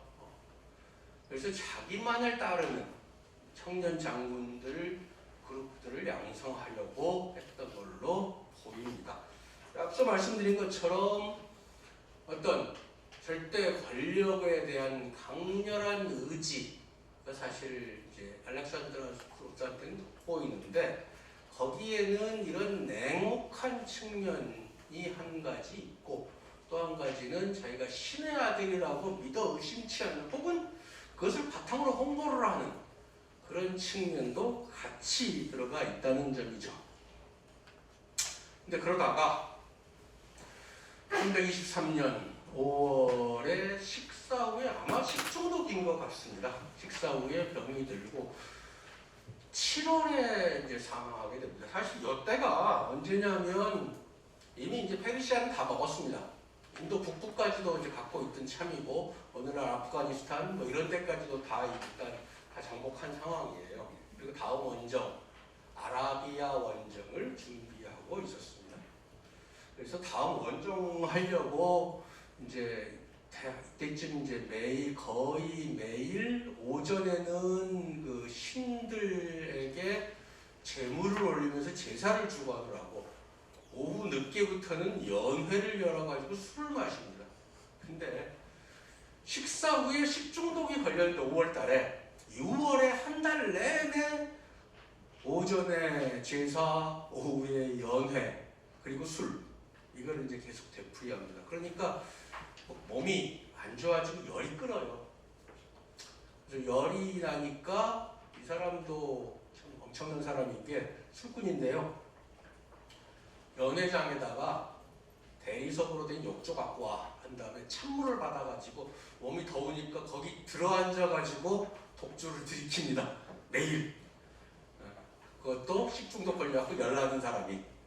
딱 그렇게 해서 달포 만에 알렉산드로스가 죽습니다. 제가 봤을 땐 100% 이건 술병으로 죽은 겁니다. 그러니까 결국은 술 좀 작작 먹자라는 식의 얘기도 할 수 있겠죠.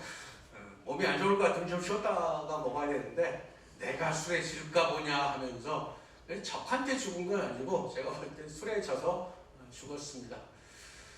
그리고 남아있는 자료들 봐도 특별한 유언은 없던 걸로 보입니다. 딱 한 군데의 자료에서는 자기 후계자를 거명했다는 얘기가 딱 4가지 중에 딱 한 군데는 나옵니다. 옆에 있던 새로운 호위대장이 후계자는 어찌하오리까? 라고 물었더니 가장 강한 친구에게 라고 남겼다. 가장 강한 자에게 라고 남겼다라는 얘기는 있는데 남은 3군데에서는 유언도 없이 사망했다라고 하기 때문에 아마도 이건 가장 강한 자에게는 뒷날 만들어 붙인 얘기 같고요. 어쨌든 알렉산드로스가 자기 공식적인 부인이 2명이었는데 그중 한 부인의 뱃속에 유복자만 남겨놓고 만 33세로 사망하게 됩니다. 그리고 대제국을 남겨놓았죠. 그래서 2년 뒤에 그 남은 장군들이 싸우다가 그 중에 이제 한 프톨레마이오스라고 하는 한 장군이 자기가 이 알렉산드로스의 시신을 갖고 있으면 명분 싸움이 유리하다 싶어하고 자기가 총독으로 있던 이집트로 운구해 갑니다. 그래서 실제로 알렉산드로스 무덤은 이집트에 있어야 합니다. 그리고 거기서 아무도 몰래 묻었다라고 하고 아직도 알렉산드로스의 무덤은 발굴되지를 않고 숨겨져 있다고 합니다. 얼마 전에 작년인가요? 다큐멘터리 보니까 뭐 알렉산드로스의 무덤일지도 모르는 것을 뭐 발굴했다 뭐 이런 얘기는 나오는데 아직 결론은 안 난 걸로 알고 있습니다. 그리고 알렉산드로스의 휘하 장군들이 그 뒤를 잇습니다.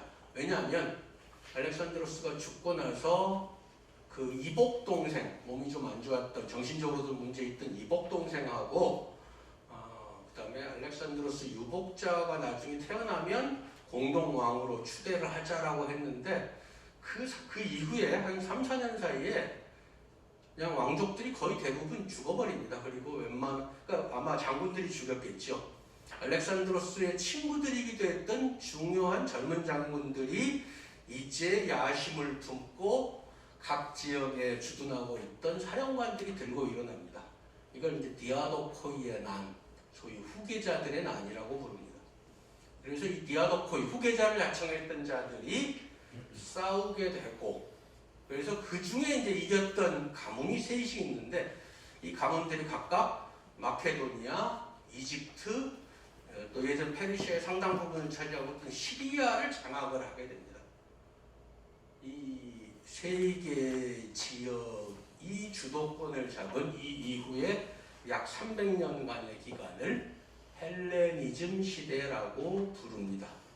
그리고 이 헬레니즘 시대가 여기 뭐 목사님도 계십니다만 신구약 중간기하고 상당 부분 일치합니다. 그래서 성서 공부하시는 분들 사이에서 헬레니즘 시대는 어쨌든 성서에 안 나와 있는 중간쯤 되는 신학, 구약 끝나고 신약 시작될 때까지의 기간에 거의 해당되기 때문에 오히려 헬레니즘 시대의 역사를 공부해야 그나마 좀 알 수 있겠다 해서 원래 신학 하시는 분들 또 목회하시는 분들 중에서도 이 헬레니즘 시대에 대해서 공부하시는 분들이 굉장히 많습니다. 어쨌거나 달리 얘기하면 알렉산드로스가 열어놓은 한 300년 정도의 시간, 그리고 예전에 페르시아 제국을 중심으로 한 지역 플러스 마케도니아와 그리스, 이게 이제 헬레니즘이라고 하는 세계입니다. 시대이면서 세계예요. 그리고 헬레니즘이란 원래 말도 없어요. 나중에 한 19세기 후반쯤에 가서나 로마사에 정통하기도 했던 독일의 역사가 몸재니 이 시대에 대해서 그리스화한 시대, 그리스를 닮아가던 시대라고 해서 헬레니스무스라고 하는 이름을 붙였는데 영어식 이름인 헬레니즘, 번역하자면 그리스화라고 할 수 있겠습니다. 그래서 헬레니즘 시대, 헬레니즘 세계 이렇게 얘기를 합니다. 자, 아주 개략적으로 시간 제약도 있고 해서 개략적으로 말씀드렸는데 사실은 이 부분들은 제가 개인적으로 갖고 있던 의문들이고 제가 알렉산드로스에 대해서 좀 더 공부하게 만든 의문들이기도 했습니다. 왜 그렇게 정면 승부를 고집했던가? 왜 항상 전투에서 선두에서도 싸웠을까? 무엇이 그를 끝없이 원정하고 싸우도록 정복하려고 하게 만들었을까? 아까 말씀드린 아라비아 원정 준비하고 있었다 그러는데요. 그 다음에 원정 어디 갈지는 명시는 안 됐는데 중간중간에 살짝 나오는 걸로 봐서는 아마 이탈리아, 로마 노리고 있던 걸로 보입니다. 그 다음에는 얘기는 없어요. 그러니까 아마 아라비아 이겼으면 이탈리아로 가서 로마 잡아먹었으려고 했을 테고 이 사람 성격으로 봐서 분명히 인도마저 먹으려고 했을 겁니다. 그 다음에는 아마 인도 넘어서까지 가고 싶었겠죠. 세계의 끝까지 가겠다라고 얘기하고 됐다고 하니까 아마 중국까지도 가서 진격했을지도 모를 사람이 알렉산드로스이긴 한데 왜 그럴까? 아버지에 대해 경제의식을 가졌나? 그리고 이제 마지막 얘기는 자기가 진짜 친아들인가 아닌가라고 하는 그런 의문도 가졌던 것 같다. 이 중에 이제 몇 가지는 좀 저도 해명이 생각이 들고 어떤 부분은 아직도 잘 모르겠네 하는 게 있고 어떤 부분은 심증은 있는데 물증이 없어 이런 경우도 있습니다. 그 중에 저 부분은 말씀을 드릴 수 있어요.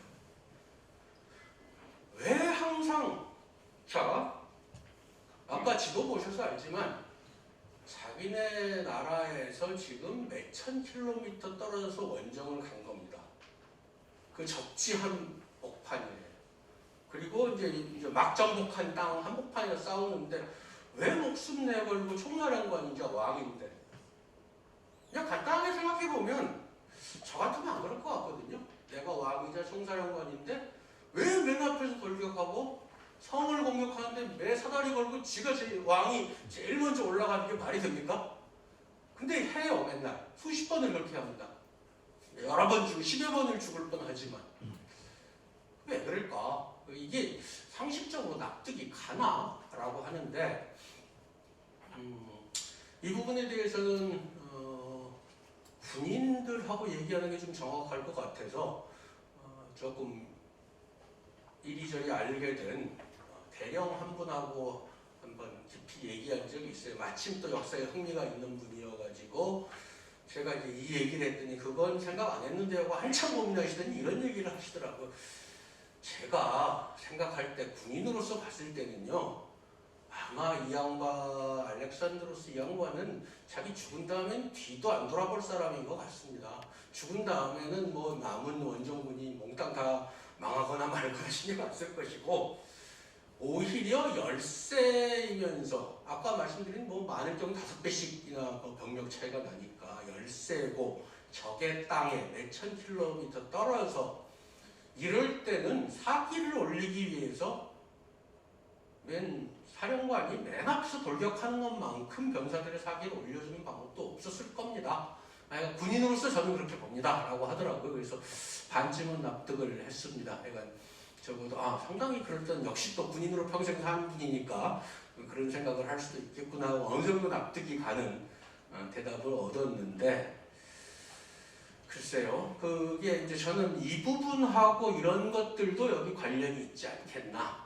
그래서 맨 처음에 특강하면서부터도 슬금슬금 이제 제가 밑밥을 뿌려놓은 것들이 아버지하고의 관계, 엄마하고 아버지, 자기 모후 올림피아스하고 아버지 필리포스가 사이 안 좋았던 것들, 그 다음에 혹시 그 결국은 암살을 했을지도 모른다는 점, 싸웠던 거, 뭐 등등 그 얘기를 이제 말씀을 드렸고 두 번째 다른 근거가 전투 혹은 대원정이 거의 마무리 지은 다음에는 타레메니온이라고 하는 어쨌든 군의 부사령관을 지낸 숙장을 암살하게 한 거, 그 자식들을 고문 끝에 죽여버린 거, 자기 호위장이자 은인이었던 사람을 자기 손으로 죽인 거, 이런 것들이 사실은 이 부분, 아버지에 대한 경쟁의식과 자기 정체성 문제, 여기에 많은 갈등을 겪고 있었고,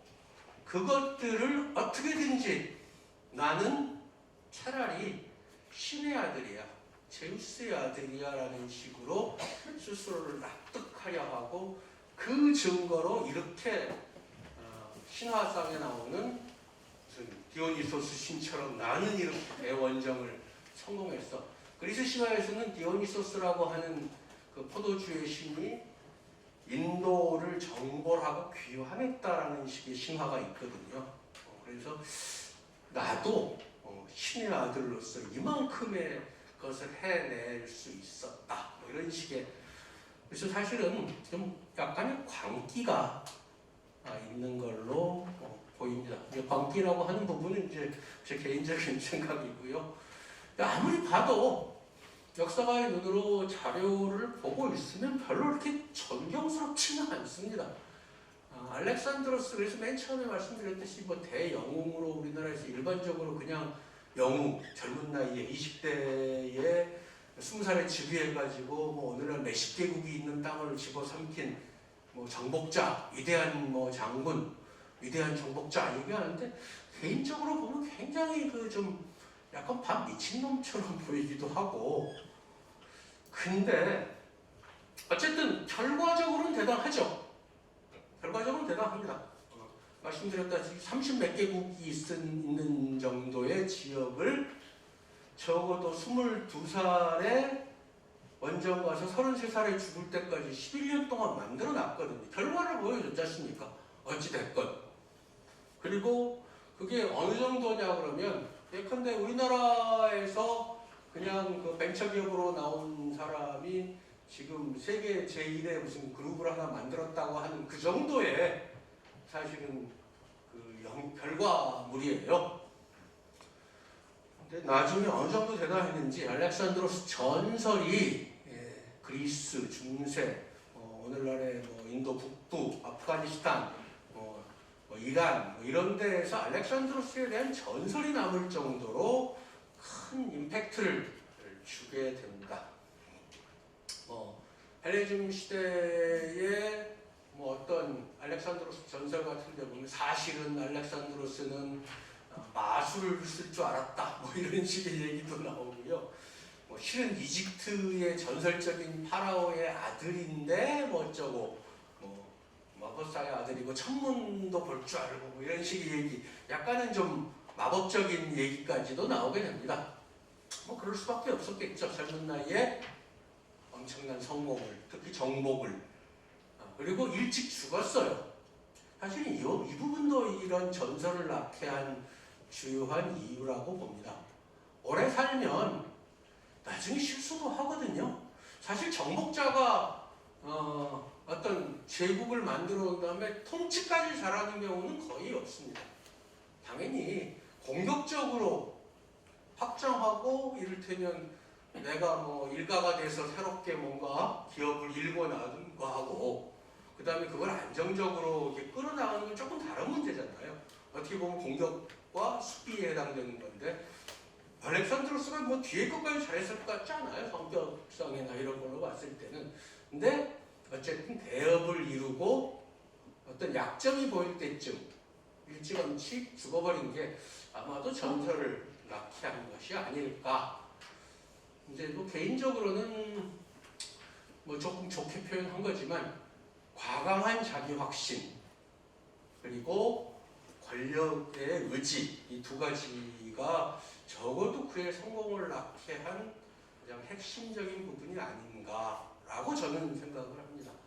어쩌면 그래서 이 지적할 정도의 자기 확신, 나는 절대로 안 죽어, 수십 번의 전투에서 맨 앞에서 혼자 싸워도 안 죽어, 나는 신의 아들이거든 하는 뭐 처절할 정도의, 지독할 정도의, 거의 스스로를 세뇌할 정도의 자기 확신, 이라고 하는 점이 적어 사실은 이런 부분들이 오늘날 뭐 카리스마라고 부르는 것들의 일부를 이루거든요. 자기가 자신을 못 믿는데 남을 어떻게 설득하겠습니까?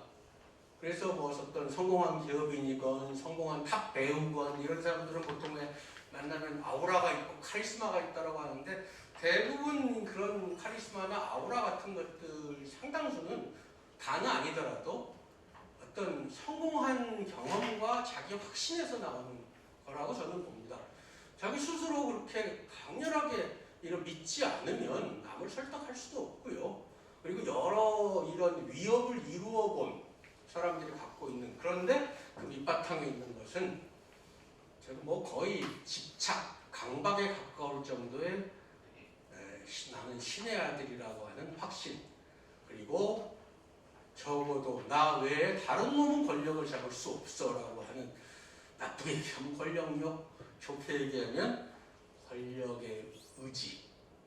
그러니까 사실 이 두 가지가 어떻게 보면 그의 가장 큰 성공의 핵심 키워드라고 저는 봅니다. 글쎄 뭐 이렇게 보는 사람은 별로 없긴 하던데 제가 나름대로 적어도 알렉산드로스에 관한 거의 모든 그 자료들, 사료들, 뭐 그 중에 2권 정도는 제가 번역해서 출판했습니다만, 를 다 본 결과로는 이 양반은 보통 사람이 생각하고 있는 그런 이미지하고는 전혀 안 맞는다. 오히려 약간은 정신병적인 면도 있고, 그러면서도 굉장히 처절하게 자기의 아이덴티티, 정체성에 대해서 고민하고 그걸 어떻게든지 해결하거나 이겨내려고 노력했던 지독할 정도의 집념의 소유자다. 그리고 그걸 또 하나 확인해주는 방법 중에 하나, 자기 나만 권력을 잡아야 돼라고 하는. 사실 이게 쉽지 않죠. 사실 이런 나쁘게 얘기하면 권력의 집착 이런 게 없으면 사실은 성공하기 힘듭니다. 어떤 면에서 본다면 저는 그렇게 생각을 합니다. 알렉산드로스를 조금 후대 로마 시대에 묘사한 상인데요. 이렇게 생겼다고 하는데 얼굴 생긴 건 뭐 사실 그냥 조금 평범하게 생겼죠. 키도 그렇게까지 크지는 않았다 그럽니다.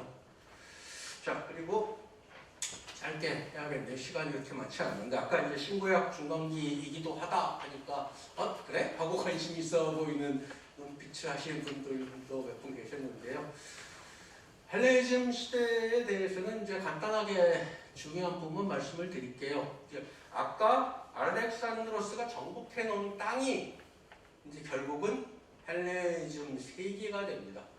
그리고 이제 그곳들의 약 300년간의 기간. 근데 문제는 보통 이런 식으로 얘기를 하거든요. 동서문화의 융합이다라고. 심지어 현재의 중고등학교 교과서 오늘 오래 쓰이는 것 포함해서도 그리스 문화와 페르시아 문화가 하나로 된 동서문화의 융합이라고 쓰고 있고 가르치고 있습니다. 근데 저는 이 헬레니즘 시대에 대해서 딱 전공자로서는 그런 적 없다라고 정반대 입장에 서 있습니다. 왜 그러냐?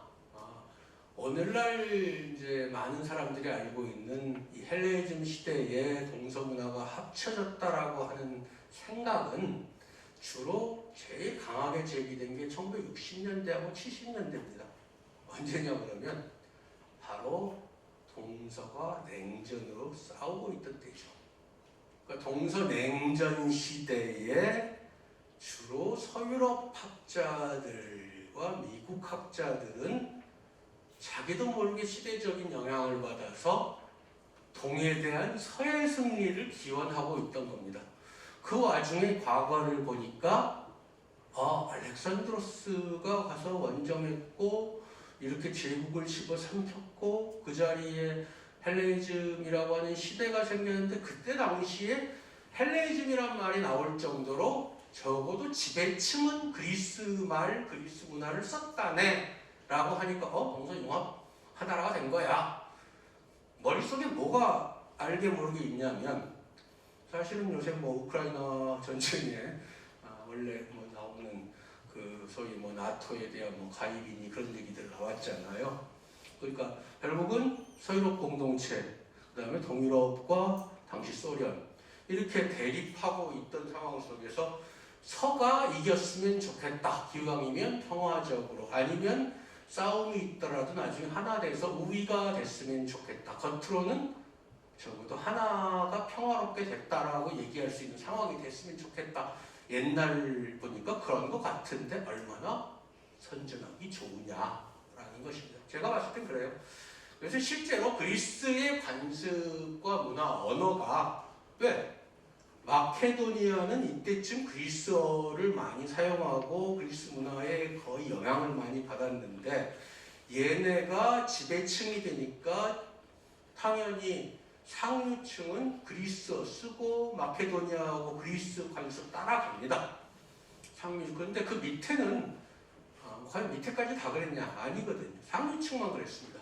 그러니까 페르시아의 지배층, 귀족층 일부는 어차피 정복 당했으니까 우리 가문이라도 이어야지 하면서 절대적으로 협조를 하거든요. 그 과정 속에서 동서 문화가 이제 하나로 됐다라기보다는 상류층의 상당수는 지배자들, 정복자들의 문화와 언어를 받아들인 거고 아래쪽 거의 대부분의 사람들은 그냥 원래대로 살았습니다. 이제 굳이 비교하자면 두 개가 하나가 된 게 아니라 원래 있던 문화 위에 얇은 판때기가 하나, 그리스 문화라고 하는 판때기가 위에 붙였다. 얇은 판이 올라가 있다라고 보시면 더 맞을 겁니다. 근데 왜 그런지는 모르겠습니다. 현재 심지어 헬레니즘 문화가 동서융합된 그 시초는 알렉산드로스 대왕 자신에게 있다. 현재 고등학교 세계사 중에 어느 한 책에는 에피소드까지 소개를 합니다. 그래서 알렉산드로스가 자기 부하들 8,000명하고 페르시아 사람들을, 그러니까 거기 묘사가 굉장히 애매해. 교과서 묘사가 애매해요. 마케도니아와 페르시아 사이에 합동 결혼식을 왕이 올려줄 정도로 동서를 하나로 만드는 데 관심이 있었다라고 묘사를 합니다. 정확하게는 누가 결혼할까요? 마케도니아하고 그리스 아가씨들이 이 머나먼 땅에 가서 결혼을 하겠습니까? 총각이었던 점령군, 정복군들, 마케도니아하고 그리스 병사들이에요. 젊은 애들. 그럼 상대는 누굴까요? 페르시아 아가씨들이죠. 그러면 정복자, 침략자 병사들 8,000명하고 피정복민 아가씨들 8,000명하고 결혼하는 게 문화융합입니까? 그래서 제가 종종 예를 드는 게 일제시대에 일본군이 조선에 주둔했는데 얘네들 한 10,000명 정도 하고 조선 처녀들 한 10,000명이 결혼을 했으면 내선일체라고 얘기할 거 아니에요. 일본 측 주장이겠죠. 그렇게 얘기할 거 아닙니까? 근데 얘네 마케도니아의 병사들하고 페르시아 아가씨들 8,000명하고 8,000쌍 결혼식을 했는데 이건 동서융합에 멋있대요. 아주 훌륭하다는 식으로 묘사를 하고 있습니다. 그러니까 남이 하면 이건 뭐 내로남불의 반대인 것 같습니다. 남이 하면 로맨스고 내가 하면 불륜인 것 같은 꼭 그런 꼴이 돼버려가지고 좀 어쨌든 헬레니즘은 결론만 말씀드리면 융합은 아닙니다. 헬레니즘 시대에 많은 것들이 사실은 변화합니다. 그리고 이때쯤에 종교적인 관념, 그러니까 하나님에 대한, 그러니까 신에 대한, 그 예전에는 그 신관념이 굉장히 구체적이었어요. 제우스 신, 뭐 이런 신들에 대한, 이를테면 태양신이니 뭐 이런 식으로 구체적이고, 신들도 때로는 잘못을 저지르고, 제우스도 바람 피우고, 뭐 나쁜 짓도 하고, 이런 구체적이고 약점도 있는 신에 대한 관념이 헬레니즘 시대에는 조금 더 추상적인, 그리고 좀 더 인간들하고 멀어진 그런 관념으로 변해갑니다. 그리고 이제 고대 신들의 영향력도 감소되고 새로운 행동 철학 같은 것들도 늘어나게 돼요. 근데 여기 보면 시간상 다른 부분 생략해서 보면 폴 틸리히라고 하는 그 20세기에 이제 독일 출신의 위대한 신학자가 한 분 계십니다. 저 개인적으로 굉장히 좋아하는 분인데 폴 틸리히의 그리스도교 사상사라는 책이 있습니다. 거기에 보면 헬레니즘 부분에서 뭐라고 써놨냐면 헬레니즘 문화가 없었더라면 세계 종교로서의 그리스도교는 없었을 거다 라고까지 얘기를 해놓습니다. 왜? 이 헬레니즘 시대에 이런 추상적인 신에 관한 관념이 성장하면서 훗날 그리스도교에서 하나님이라는 관념을, 그러니까 세상의 조물주의자, 창조자이고 세상을 움직이게 하는 구체적이지 않은 굉장히 추상적인 이런 신에 대한 개념을 적어도 받아들이게 하는 기반을 세워줬기 때문에 헬레니즘 시대의 신에 대한 그 관념의 추상화라고 하는 것이, 그래서 이제 틸리라고 하는 신학자, 이분은 신학자예요. 신학자인데 이게 헬레니즘 시대에 그런 밑바탕이 있으니까 나중에 전방위적으로 적어도 받아들여졌을 거다라는 식으로 얘기를 하게 되는 겁니다. 그래서 헬레니즘 시대의 많은 부분들이 뭐 후대 영향력을 지니게 되고, 특히 이제 그리스도교의 어떤 교리라든가 뭐 이런저런 부분에 영향을 주게 됩니다. 시간상 뭐 길게 일단 질의응답 시간도 필요하니까요. 일단 이 정도로 마무리를 생략해서 마무리를 하고요. 이제 질의응답 시간을 가져보도록 하겠습니다.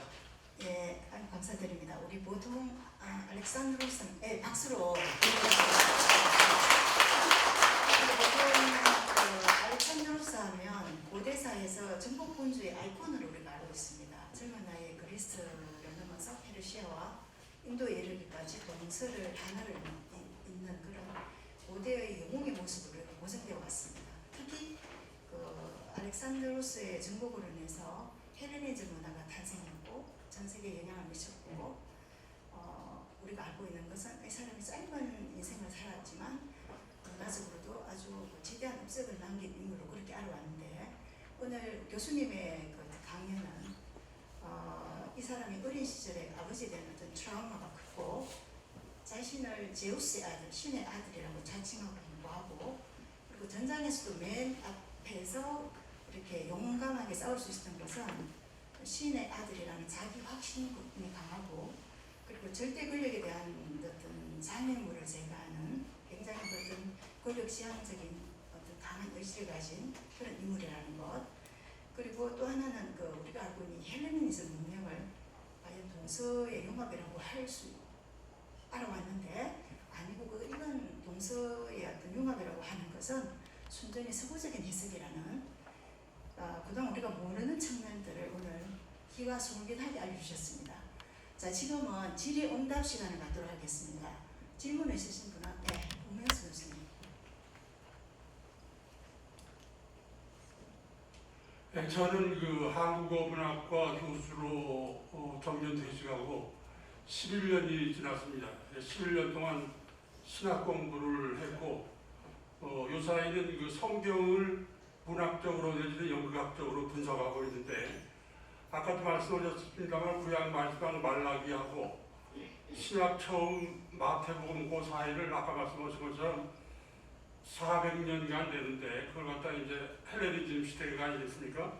그리고 거기서 한 300년을 헬레니즘 시대라고 그러고, 말라기가 페르시아 시대고 마태복음이 로마 시대고, 그 사이에 제가 보통 신학에서는 그걸 하나님이 침묵을 하는 시기라고 그러는데, 제가 요새 성경을 분석하면서 느끼는 것 중에 하나가 말라기하고 마태복음 사이의 차이점 가운데 하나가, 마태복음 쪽에 바리새파라든가 사두개파라든가 에세네파라든가 이런 파가 갈리는 모습을 보고서 제가 질문하고 싶은 것은 뭔가니, 그 300년 헬레니즘이 또 마게도니아가 이스라엘을 지배했던 시대에 그 헬레니즘 문화가 유대 종교, 유대교 내지는 유대 율법에 영향을 미쳐서 바리새파나 사두개파나 에세네파가 생긴 게 아닌가 하는 추측을 했습니다. 이런 생각에 대해서 어떻게 생각하시는지 묻고 싶습니다. 예, 뭐 그거는 대부분의 신학자들도 거의 동의하는 걸로 알고 있고요. 역사 쪽에서도 당연히 특히 지금 말씀하신 바리사이 그중 아주 대표적인 게 이제 소위 바리새인이라고 얘기하는 바리사이파인데 바리사이파 같은 경우 원래 친헬레니즘 쪽이고 그리스 문화적 영향을 가장 강하게 받은 그래서 특히 이제 그리스 문화와 헬레니즘 문화 쪽에서 이제 많이 나오는 이성주의적 사고 방식, 이성 중심의 사고 방식을 가장 많이 받은 게 바리사이파라고 알고 있습니다. 이제 그런 측면에서 예수님께서 뭐 바리새인들아 어쩌고 하고 논쟁한 게 사실은 걔가 제일 안 좋아서 적이어서가 아니라 그나마 얘네는 좀 타일러, 개인적으로 그렇게 생각해요. 좀 얘네는 좀 타이르고 하면 좀 알아들을 법한 사람들이 바리새이파라고 생각을 하고 있고요.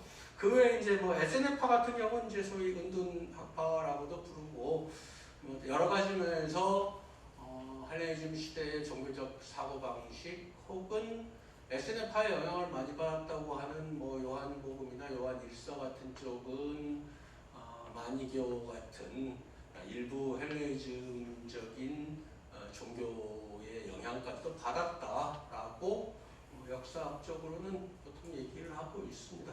그래서 헬레니즘에 아까 제가 좀 워낙 짧게 말씀드려서 그렇지 헬레니즘 시대의 문화뿐만 아니라 종교적인 사고방식 또 그 중에 일부 예컨대 예전에 있었던 조라스트교의 사상과 그 뒤를 이은 마니교적 사상 일부도 초창기에 그리스도교 형성에 많은 자극을 주었다라고 보통 얘기를 하지요.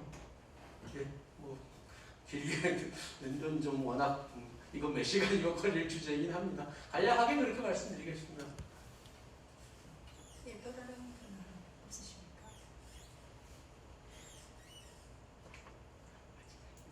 자, 그러면 우리 회장님 나오셔서 마무리 인사해 주시겠습니다.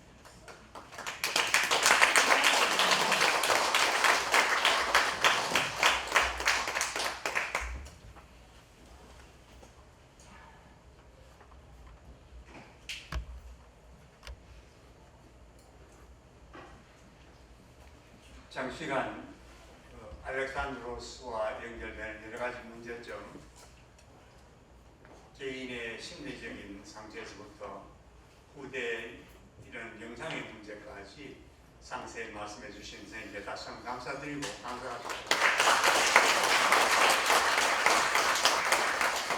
방대한 자료라서 질문을 많이 못 하신 것 같은데 나중에 서면으로 좀 많이 해주시면 책자로 우리가 받아보겠습니다. 시간이 너무 지난 것 같아서 다른 말씀 드리지 않겠습니다만 달려주실 말씀들 계세요? 우리 운영위원장 요즘 좀 덜 골골합니까?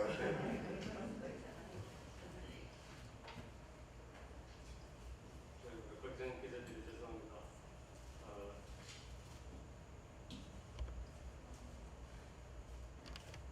지금 3월을 이제 첫 모임 가졌는데 원래 우리 예정대로 하자면 다음 달에 또 뵈야 됩니다.